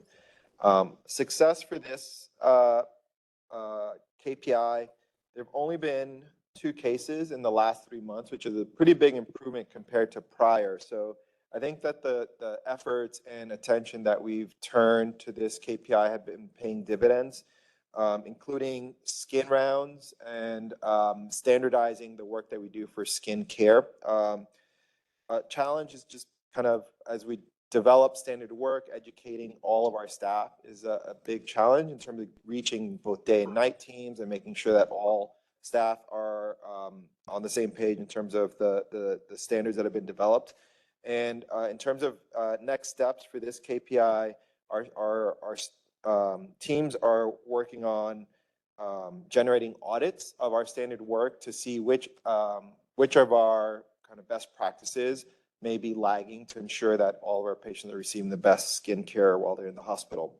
So hopefully we continue to see positive or good trends in terms of reducing these HAP-I rates, and kind of so far some really encouraging trends over the last 3 months. And the fifth KPI within this strategy is reducing falls with injury. This is also measured as counts per 1,000 midnight census. Our target is 0.45. We remain above that year-to-date, 0.60. Slightly below calendar year 22, which was 0.71. And so kind of the major kind of strength or success here is that our rates have been holding steady and that they're below our prior baseline for calendar year 22. A challenge in diving into this problem and exploring our best practices for preventing falls. Identified chair alarms are not always available for all of our med-surg rooms. So working with our vendor and our hospital-based teams to kind of ensure that we have workflows to ensure that all of our rooms have chair alarms available. We're also adjusting the SAFE reporting system, which we use for reporting adverse events. to help us learn more about kind of the ongoing fall events. We currently the fields that are built in are a little bit generic, and so hoping to kind of be a little bit more detailed and granular around what was occurring just preceding the fall event, so we can kind of create targets for addressing the risks more appropriately. And finally, we are also exploring virtual monitoring systems. So we're going to take some trips. We're talking to different organizations that have implemented this tool to see if this may be something that we explore further at our organization. And that concludes the Achieving Safe and Equitable Care strategic initiative. I'll turn it over to Luke. Thank you, Gabe. Hello, commissioners. Good afternoon. I get the honor, along with Jillian Otway, to present our quality KPIs for the last year, which really is centered on how do we improve, harmonize, and synergize patient flow throughout the entire ZSFG campus, really looking at it from a continuum perspective. So we have 3 key performance indicators we have been tracking over the last year and doing a great deal of work on. You can see here we are green on 1 of them, red on 2, so target for just 1. Our first one is ambulance diversion rate, which I think many of you know we've been working for many years on trying to improve this. We've actually had remarkable success over the last year and been able to get below our target, which is 50%. So we are quite happy with the work here. This has really been centered around developing standardized work and improving staffing within the emergency room. Beginning next year, we will likely change the target to 40%. So really trying to, again, move towards better improvement, but also add left without being seen on here, sort of really alluding to the earlier work that Dr. Ehrlich talked about with the performance improvement work going on in the ED waiting room. Next, we have the next available appointment for our specialty care clinics. This really looks at all of our adult clinics on campus, which are 62, and looking at the proportion of those clinics for new patient appointments that are under 21 days. We are just below target here. We sort of hover in around the high 80%, with our target being around 90%. Again, when you look more closely at the data, it's really about 5 or 6 clinics that are off target, and most of them are probably within about 30 days. So really just about 5 or 6 days off of what those 21-day metrics are. Work that we're going to be doing here to try to address this is, 1, we're going to continue it for next year. Second, we are going to continue to expand clinics. So we'll be having some evening and Saturday clinics. And then additionally working on optimizing some of the workflows across some of our clinics that are having operational challenges. And then lastly, lower level of care. We continue to be off target here. Our main barrier, again, as Dr. Ehrlich had alluded to earlier, is really around Laguna Honda not accepting new patients at this time. Just also in general, just the limited number of skilled nursing facility options for our patients, both across the county and the state. Work that we're doing here is, 1, we are optimistic that Laguna Honda will be recertified and open later next year. Also, we're continuing to work to optimize beds that we have at Chinese Hospital skilled nursing facility. We have a lower level of care team that works every day on triaging our list, working very closely with our med-surg leadership to try to sort of find creative and optimal solutions for our patients for placement. And with that, I will pass it off to my next colleague who will be doing staff experience.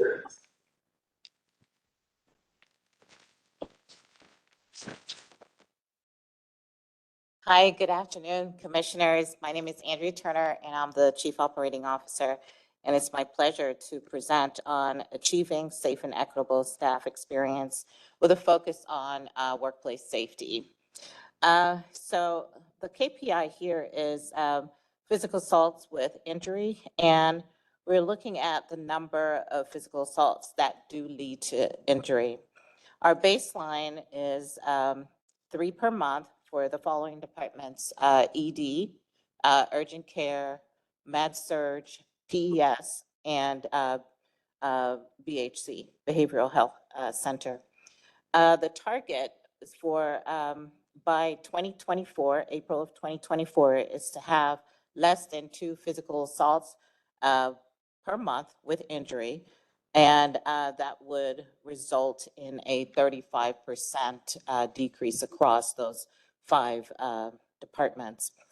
I'm happy to say that we are going in the right direction, even though we're red on the scorecard. There's been so much work working with Director Price, the BERT team, and the leaders of the 5 departments that I mentioned. What I would like to celebrate is, as a success, is that we have a scorecard now for all of the departments presenting on what's going on in their department. They're using their daily management system and working on getting CPI trained. Interestingly enough, the challenge is to get the CPI training done. The Department of Education and Training, DET, which is ran by Justin Dodderman, is actually working on hiring trainers right now. He informed me that they are actually in the process now of doing the interviews. So hopefully by next year soon, we will have trainers. In the meantime, Director Price has been amazing and has supported us in training our department team members in CPI.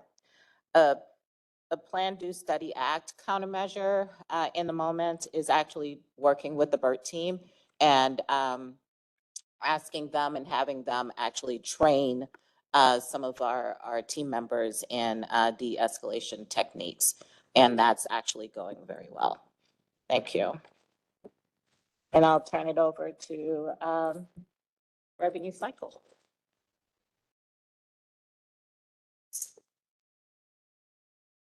Good afternoon, Commissioners. My name is Hemel Kanzaria, and I'm the Chief of Performance Excellence, and I have the pleasure of presenting on behalf of Jennifer Boffey today, our CFO, for the revenue cycle optimization strategy.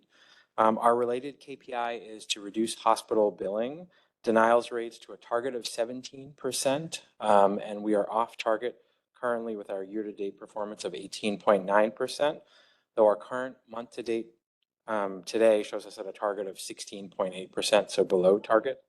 Some of the successes to speak about are our outstanding denials are down 20 million from this time last year and down over 40 million from an all-time high in May 2023.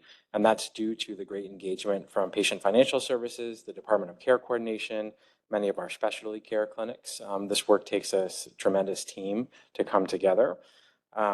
One challenge that we do expect is a potential increase in that rate next year as Medi-Cal. There's a new Medi-Cal expansion for individuals aged 26 to 46 years old that goes into effect January 1st, 2024. We're hoping that the impact will be minimal as we've had this past year to really develop our processes around fee-for-service.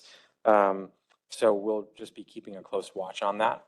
And then some countermeasures I wanted to highlight. So we've had a tremendous effort with the denials task force over this past year, and there's a number of new initiatives that are related to this work coming out of that.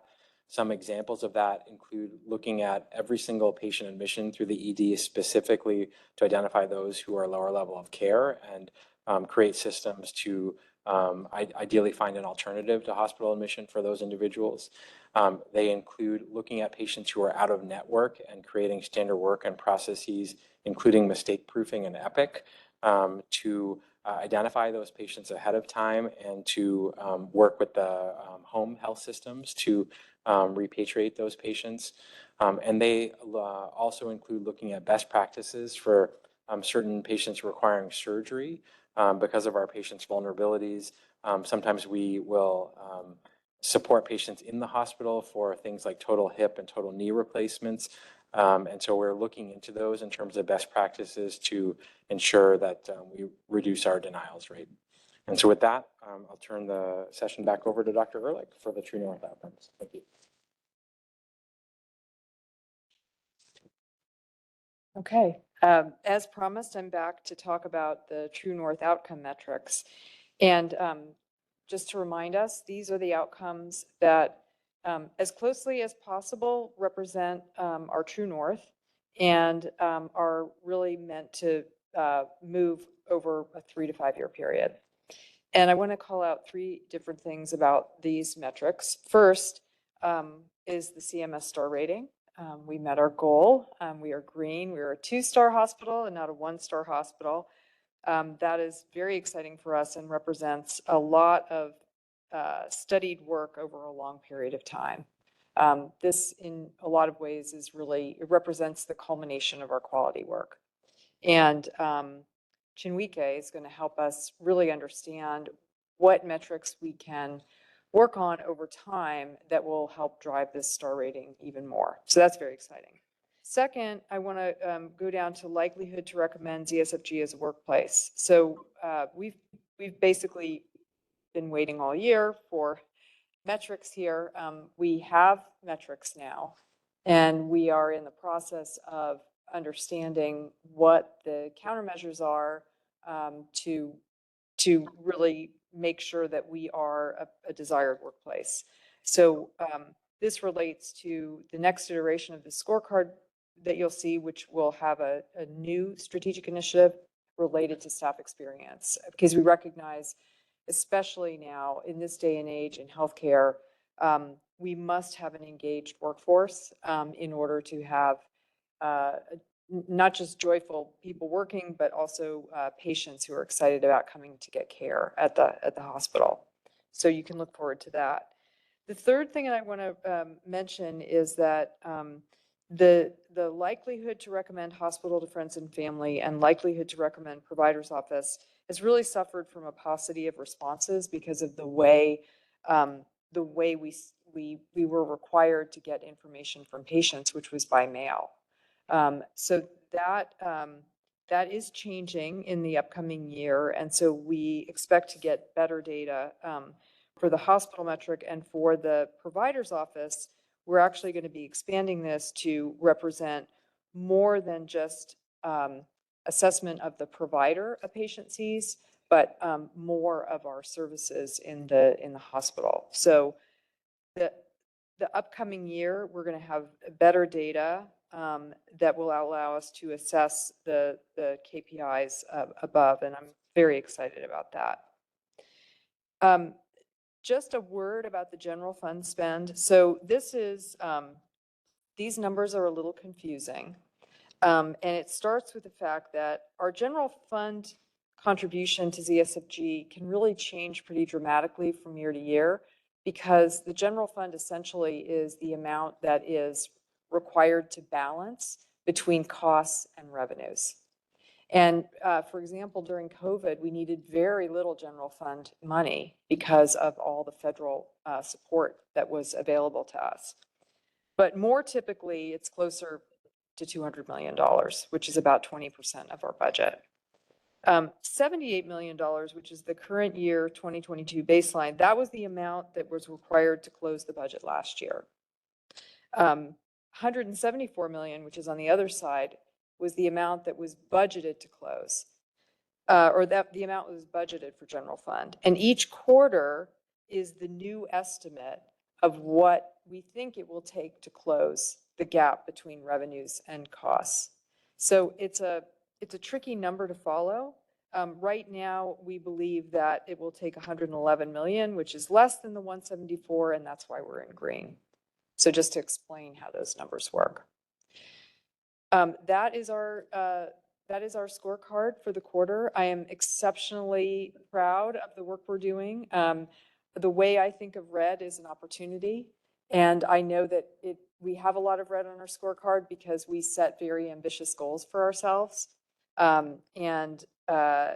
You know, I'm very excited about the work that we're doing as a team to make sure that we are meeting all 6 of our True North goals. Happy to respond to any questions or to invite my colleagues up. Mark, shall we ask for public comment first? Yes, sir. Folks who are on item 6, please press *3. Or is there anyone in the room who would like to make public comment? Anyone? Or please press *3 if you're online and would like to raise your hand for public comment. I see no hands, commissioners. Okay. Commissioner Green. Yes, well, thank you for this great report. I had a few questions. I think I've asked this other times, and I apologize for getting confused about the answer, but how do the targets you've set, especially for what's evaluated by CMS, relate to CMS targets? In other words, you've got the catheter-associated infection, central line, colon, SSI, and so forth. And I'm wondering, how does this benchmark, as they, award or don't award stars or credit, how do your metrics benchmark to theirs? I'm not sure I can give a cogent answer to that. I know it changes from year to year. I don't know if anybody in the room right now can. No, it would be Adrian. And I'm sorry he's not here with us today. He's not feeling well. But we can get that answer to you. Yeah, because I know it changes, and I'd be really curious to know. And the other question I had is, for example, with Cowdy, we just got a pretty darn confusing catheterization standard epic order that shows up for everything you do. And I don't think it was developed in-house. I think it came from Epic. So have we reached out? Does Epic give best practice advice for things, especially like the catheter management, which has got, everyone has to present data. And I wonder if there's any kind of best practices out there or algorithms you can kind of lift from Epic itself. I'm sure they offer it. What I don't know is if we use it in-house, but I think Gabe would be the best person to respond to that. Yeah, I think the foundation version of Epic has a lot of room for optimization and improvement. And so what comes out of the box isn't necessarily optimized to support best practices, I would say. And so kind of we've learned through our implementation kind of areas where we can certainly build the system to match our best practices as well as support better mistake proofing and kind of trigger conversations across our care teams. So this is one example where kind of there was a lot of freedom prior to us digging down into this particular KPI. And we realized we could build in some better guardrails and triggers for thoughtfulness around, does this patient still need the catheter? And so, or kind of, should we sample this patient's urine? And if so, what's the right way to do this to decrease kind of false positivity and kind of false case rates, essentially, case rates going up. So I think just an example of, as we learn about the platform, kind of having acquired the kind of out of the box version, how to then kind of adjust or tailor it to then kind of support higher levels of practice. Do you have the same as a UCSF in terms of that? No. We do not, no. It's a different instance. And so I think there are forums, our IT folks, there's a clinical decision support committee that kind of helps us when kind of folks submit ideas for improvement or kind of gaps in our practice that kind of, gosh, we could do better. Our clinical decision support committee then reviews those, surveys what's kind of being done at other institutions, what are the tools that are built within Epic, and how can we use and leverage tools, or if there are kind of alternate practices that are being done at other organizations, can we kind of adopt some of those to kind of then build in some mistake proofing or build in quality into the electronic workflows. And so it's an iterative process. And I think kind of this is a great example of kind of how we can better build in some of that kind of those triggers to, let me rethink kind of the care that I'm delivering to this patient. Does this patient actually still need the catheter with that simple kind of, if it's just a simple post-op catheter in a day or two, I should be prompted to think about maybe removing that. And so things like that kind of to just help the care teams be more vigilant.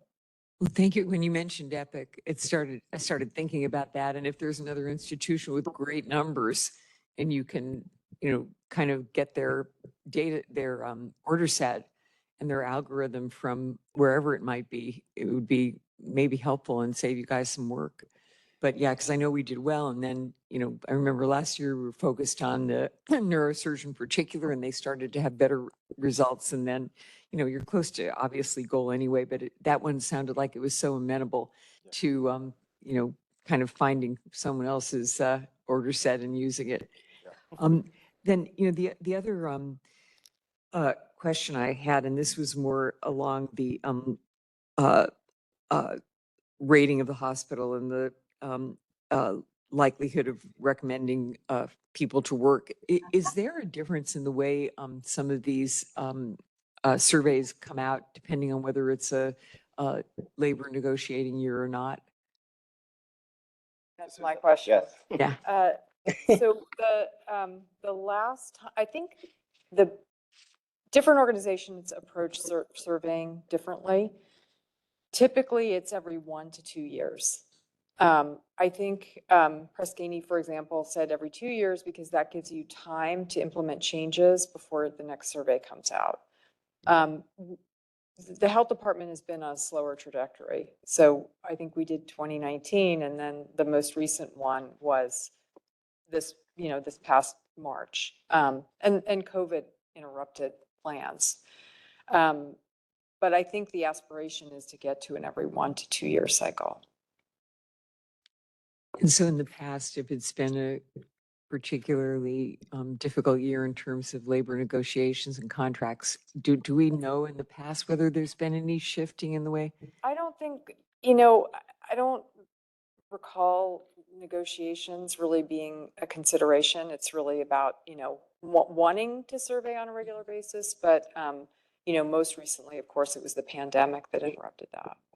Great. Okay. Thank you. Well, it's a great report. And as you say, this represents opportunity, not for performance by any stretch of the imagination. So this is really helpful. Thank you. So I also found this a very nice presentation, and each of the presenters I thought did very well in presenting where we were at this point. And if you had a yellow, many of these actually are probably yellow. And so it's really great work, and maybe we're learning how to use this chart. So I have to say that it's very interesting and very important, and great that we are now at the 2-star. Of course, we would all like to. I don't know. You haven't set the when does the new target get set for the new year? I believe, I hope that the next quarter we come to you, you'll see a revised scorecard. It won't be completely new, but we would have new targets and a few new metrics. And as I mentioned, we'll have a new strategic initiative around staff engagement. So the plan is to close this out as a year, and then I guess then 2024 would have new, potentially some new objectives, right? Right, and it's not strictly on an annual basis. We've increasingly, especially throughout COVID, we've been thinking of this really as a rolling process. So the scorecard will be revised. It's not a totally new one. I think it makes more sense in the end since improvement and data-driven improvement is a continuous process, to have this scorecard and our work also represent a continuous process. Okay, but there should be some point when just like CMS measures that you would be able to say, compared to a prior period, like how you're doing. Right, that will continue to be the case on the scorecard. Oh, okay. All right. Well, very good work, and we'll look forward to the next quarter. Unfortunately, Dr. Day won't be here to help present, and we won't be able to ask him questions then at that point. But we'll have somebody to be answering questions. I guarantee it. All right. Always somebody. Thank you. Thank you. Let's move on to our next item. Yeah, so item 7 is the hiring and vacancy report. And commissioners, if you recall, I emailed letting you know that the HR staff is at an all-day mandatory meeting of HR staff. And so the report will not be presented. You can certainly ask more questions and I can note them to pass along to staff, but there's not going to be anyone here to respond in the moment. Okay. Well, in that case, do we still ask for public comment? Yes. Folks, We are on item 7. If you'd like to make comment, please press *3. Or the person in the room, if you'd like to make comment, you can raise your hand and let me know. All right, I see no hands anywhere. Commissioners, any other questions that you'd like me to pass on? Okay, then let's move. Right now, you did get the question that I wrote, and we'll pass that on, right? Yes, I did. Okay, then we'll just wait for that answer, and that can be presented at our next meeting too. Okay, and I can email it in the meantime as well. Great, thank you.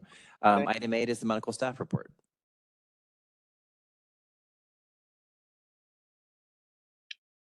Good afternoon, Commissioners. Gabe Ortiz, Chief of Staff, and I have 2 months worth of med staff reports, so a lot to catch up on, just given that we skipped November.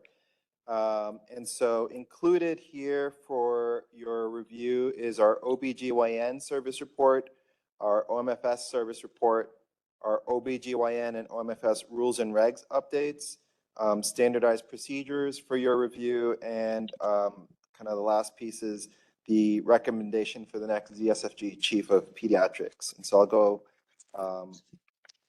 each item by item. Feel free to interrupt as I go through, otherwise I'll try to kind of power through these and then open up for questions. And so to start with, our OBGYN service report presented in October by Dr. Steinauer was quite impressive. I think the opening line in the meeting minutes here in terms of the breadth of activities that they're doing was what kind of struck kind of the committee the most. They really not just have a large clinical footprint, but kind of promoting justice, equity in women's healthcare, and being just a tremendous advocate in advancing the field. So some of the notable points about their clinical footprint, their HIV care teams really have achieved great success with 0 mother-to-child transmissions of HIV. Their Team Lily group is really quite a thriving program, helping pregnant people who experience significant barriers such as homelessness, substance use disorder, mental illness, incarceration, and intimate partner violence. Their Women's Option Center continues to provide high quality care to their patients, and recently received a $1 million grant from the state to provide reproductive health care services to patients up to 400% of the poverty line for free. And so really tremendous in terms of access and opening access to care. And in addition, 2 of their providers even traveled to Kansas to kind of deliver care on that basis. Their volumes have either increased or remained steady, and kind of I'll return to that. And in terms of their faculty and training, they have quite an impressive faculty group, which has integrated quite effectively midwives into the program. And one of the things that really stood out was their collaboration. So they have interdisciplinary work with colleagues from pediatrics, anesthesia, addiction care, nursing, social work, pharmacy, psychiatry, lactation support, doula services, emergency medicine, and other consulting services. And so just a tremendous integrated service, and kind of no doubt kind of explains some of the tremendous successes that this group has achieved in terms of the care delivery. They have a really robust contributions to training programs with kind of their the development and kind of really innovating in terms of training and education. Their residency program has developed the Kenneth J. Ryan program, which now has spread throughout the United States, and kind of a leader in terms of supporting high quality abortion training across the country. They've been innovating in education and reproductive health with kind of the development of online curriculum. And their Song Brown grant for their residency encourages their residents to go to underserved areas, including kind of community health network clinics and jail clinics. And so just doing some tremendous work in terms of innovating in the realm of research, in the realms of education and training. They have quite a robust focus on equity with 360 reviews, so kind of feedback from patients and staff to help folks grow, as well as DEI training for their teams. And then to kind of turn to their performance improvement program, they have very low C-section rates, and kind of their breastfeeding rates are quite tremendous. ZSFG was the first hospital in the Bay Area to be designated as a baby-friendly hospital. That was kind of recently recertified. And so kind of just tremendous achievement there in terms of high quality, markers of high quality reproductive care. And to touch on the research, they have lots of NIH-funded trials, including contraceptive clinical trials. There's Bixby Center has raised tons of grant funds to kind of promote research, and they have the Advancing New Standards in Reproductive Health study, in addition to their Zimbabwe Clinical Trials Unit, and so much more. And so really a very robust kind of research program. Financially, they're in good footing, and this department has done quite an impressive job at raising funds from private grants, government grants, and gifts and endowments. So to summarize their strengths, they're kind of quite mission-driven, as kind of evidenced by how they've embedded their values into their cross-cutting work. They have a very strong equity focus. They have kind of just innovating in terms of what I've mentioned, plus their Complex Family Planning Fellowship, which was founded in 1991 and recently got ACGME approval. And so kind of some of their challenges, as I mentioned, their kind of patient rates are going up. They have too few faculty to meet all of the demands. They're kind of looking to level set there. They're looking to diversify their faculty, so they've identified kind of that need. And they're looking for kind of more stably supporting their Complex Family Planning Fellowship in terms of fiscal funding. And so kind of really great work by the OBGYN group. And they kind of upcoming goals just to kind of work on addressing the increased volume, their diversity, equity, and continuing their kind of to raise money for their Complex Family Planning Fellowship to kind of ensure that persists. I will turn to the OMFS service report, which was delivered in November, and kind of Dr. Brian Bass, the service chief, presented here. Another very robust department. OMFS has a footprint both in the hospital, delivering hospital-based OMFS care, as well as ambulatory services. They run the dental department at Laguna Honda, and for the last 3 years have also run the residency program at Highland Hospital. So they provide 24/7 on call, over 400 consults in the last year. They operate 1 day per week at the general, and kind of quite impressively have very high OR utilization rates, something that they've been very intentional on. And so they have a 70% utilization rate for their OR time. And a small kind of inpatient service with 74 admissions over the last year to the hospital.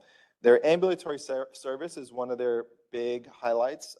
They work out of the one-end clinic, and in that small space see 5,000 to 6,000 patients in a year, with 212 moderate sedation cases done in that clinic. To support robust delivery of moderate sedation in the clinic, they actually have quite a robust education and training program to ensure that that's being done in a safe way. And they highlight the simulated human, which is used to kind of train their staff on kind of moderate sedation techniques and kind of simulated emergencies, that they're quite well prepared for those if they arise. And they highlighted their nurse manager, Elena Maunder, as just a strong collaborator, and kind of with such a busy clinic, it's that partnership, again, that kind of allows them to achieve their great successes. They have a very strong faculty group with active recruitment to kind of fill that clinical footprint that I described. So they've hired 4 new full-time faculty members to help support services and training. Their training program includes 4 residents in each of the 6 years of their OMFS residency, as well as the support for dental students and medical students. In terms of their safety initiatives, they highlighted their TNAA rates as kind of being consistently below 21 days, so kind of hearkening back to some of the access that was reported in the True North scorecard. And they've been very focused on clinic no-show rates, with which kind of through their efforts has been brought down to a 12% no-show rate through kind of very focused efforts. All the other improvement initiatives include kind of optimizing their clinic volumes, as well as their clinic cycle times and optimizing those.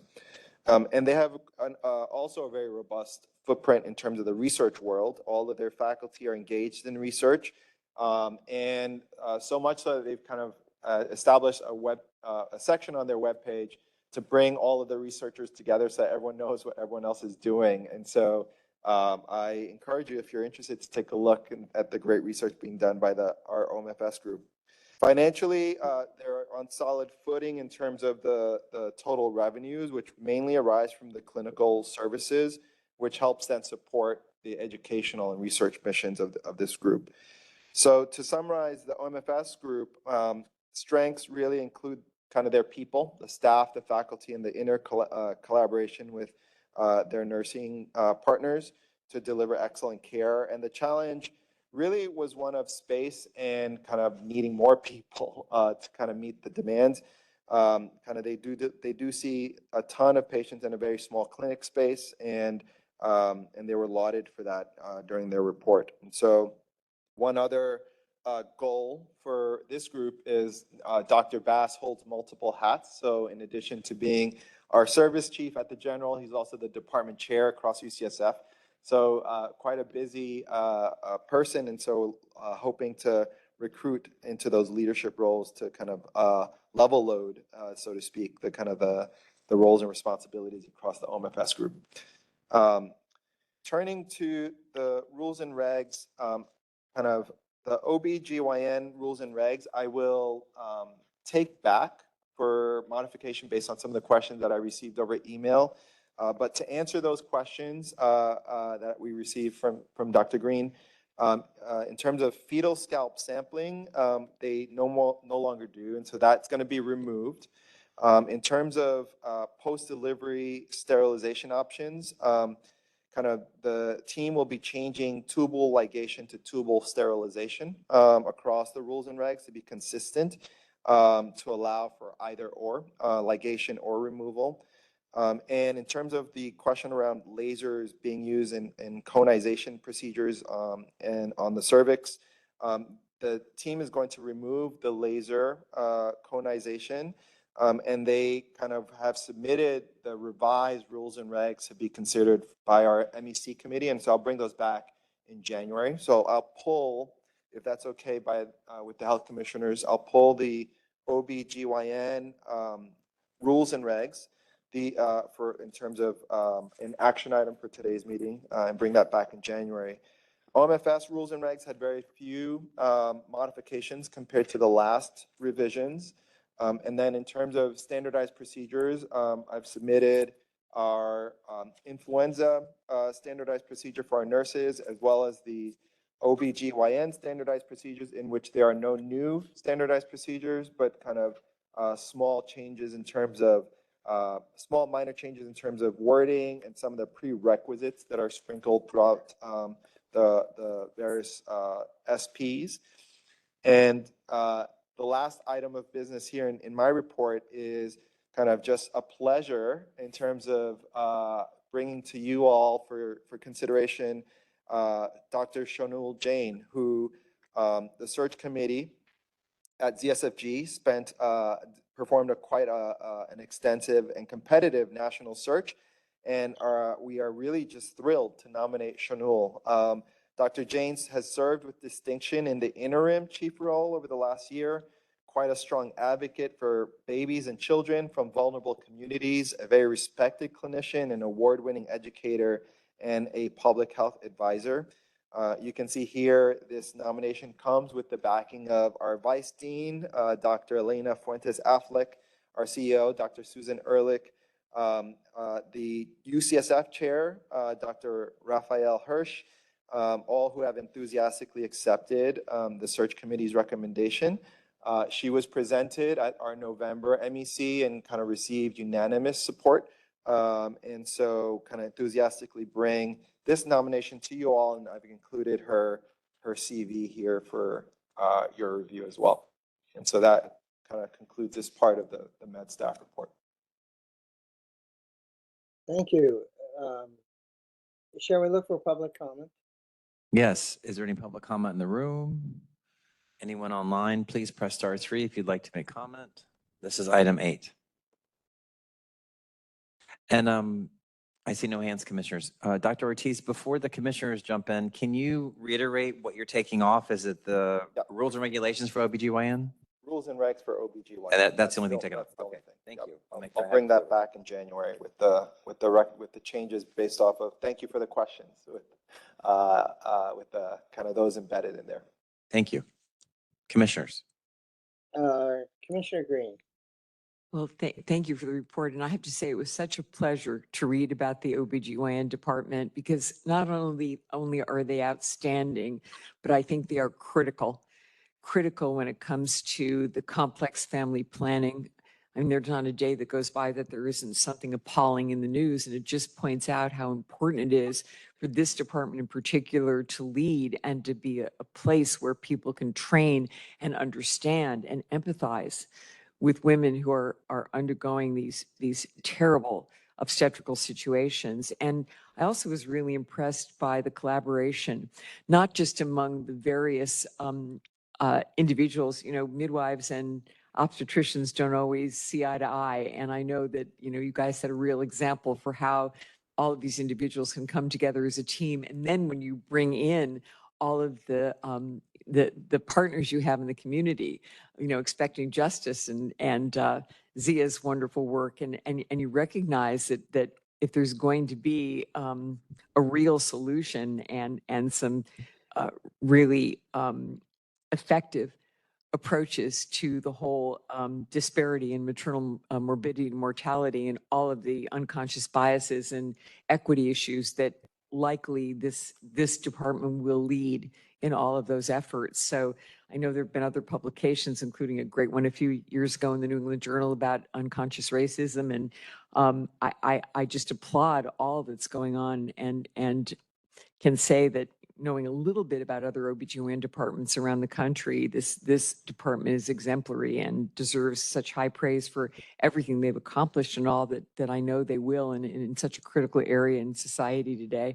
So I just wanted to say that. I apologize for those little correction thingies in the privileges. Thank you for the questions, and thank you for those comments. I'll bring those back to the group. And in terms of the close reading of the rules and regs, I and our group really appreciate kind of the opportunity to make those as good as possible. So the questions are really huge gift to us. So thank you. Thanks. And Dr. Jane, I mean, so exemplary of the incredibly high quality individuals you have in leadership positions at the county. So wonderful. Congratulations on that appointment as well. Right. Thank you. Talking about Dr. We'll just start with Dr. Jan for a moment.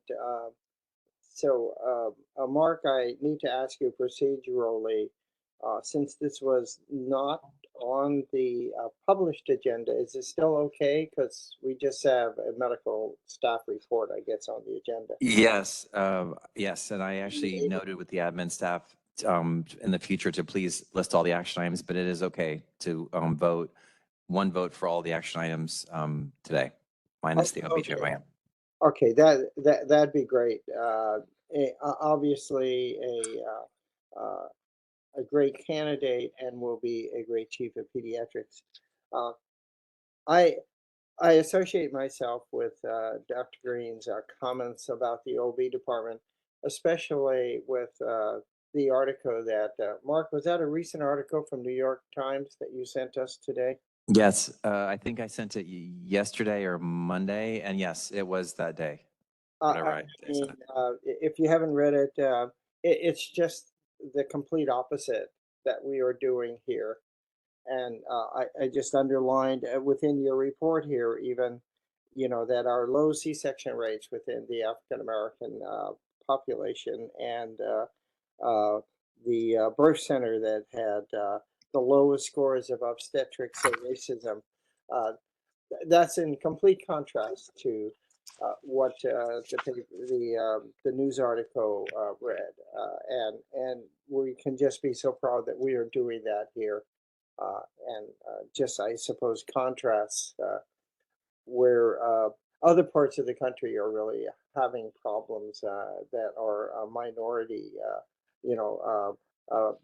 minority pregnant women presenting for care. So again, it just was so timely to have that contrast and to even be more proud of what we have here.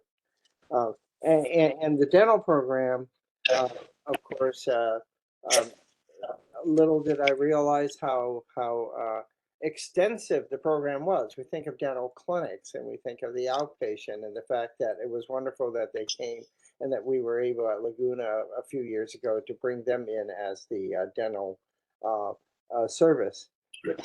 I did point out, if we're going to print this, the financial report, and I think the word that you're saying is that the total revenue amounted to 12 million arising from clinical revenues that is used to support the mission, I imagine, although it says missionaries. That's correct. At first, I was thinking maybe they had missionaries going out to, other places, but is it mission or missionaries? It's mission, yes. Okay.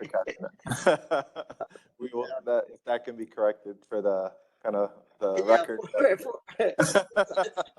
I mean, a lot of different services do, outreach, and so I just think we should clarify that. Otherwise, I think we're prepared for a motion in regards to the items that have been requested for approval and recommendation to the commission. I've moved to approve the items that we have covered, minus the extraction for the OBGYN rules and regulations. Okay, and I will second that. And I'll call for a roll call vote. Commissioner Chow, how do you vote on this item? Yes. And Commissioner Green? Yes. All right, thank you so much. It is approved. And I'm sorry, and we'll put it on the consent calendar for final approval at the commission for the meeting on the 19th. Perfect. Thank you so much, commissioners. So we can move on to other business, item 9. Commissioners, any other business? Anyone from the public would like to make public comment on this item? Please let us know. Would you like to make a comment, sir? You can come up to the podium. You've got 3 minutes.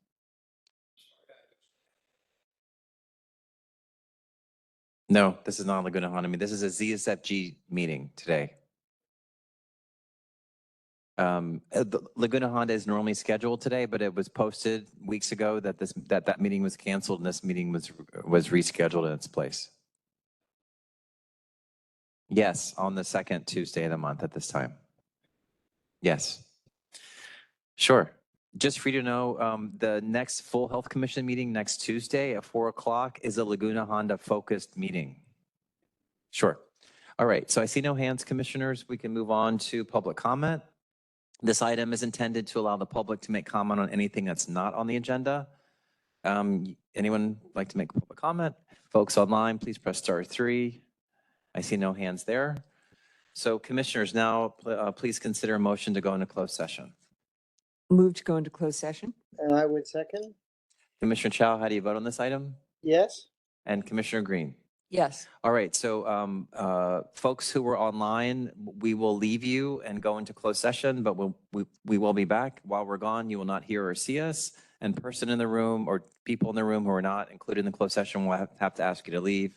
Everyone else, please give me about a minute or two to take us over there to the closed session.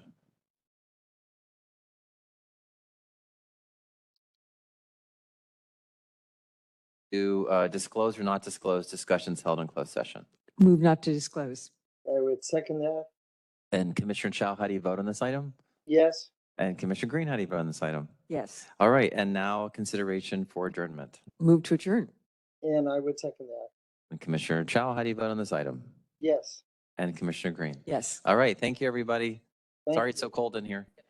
Thank you. Thank you again, everyone.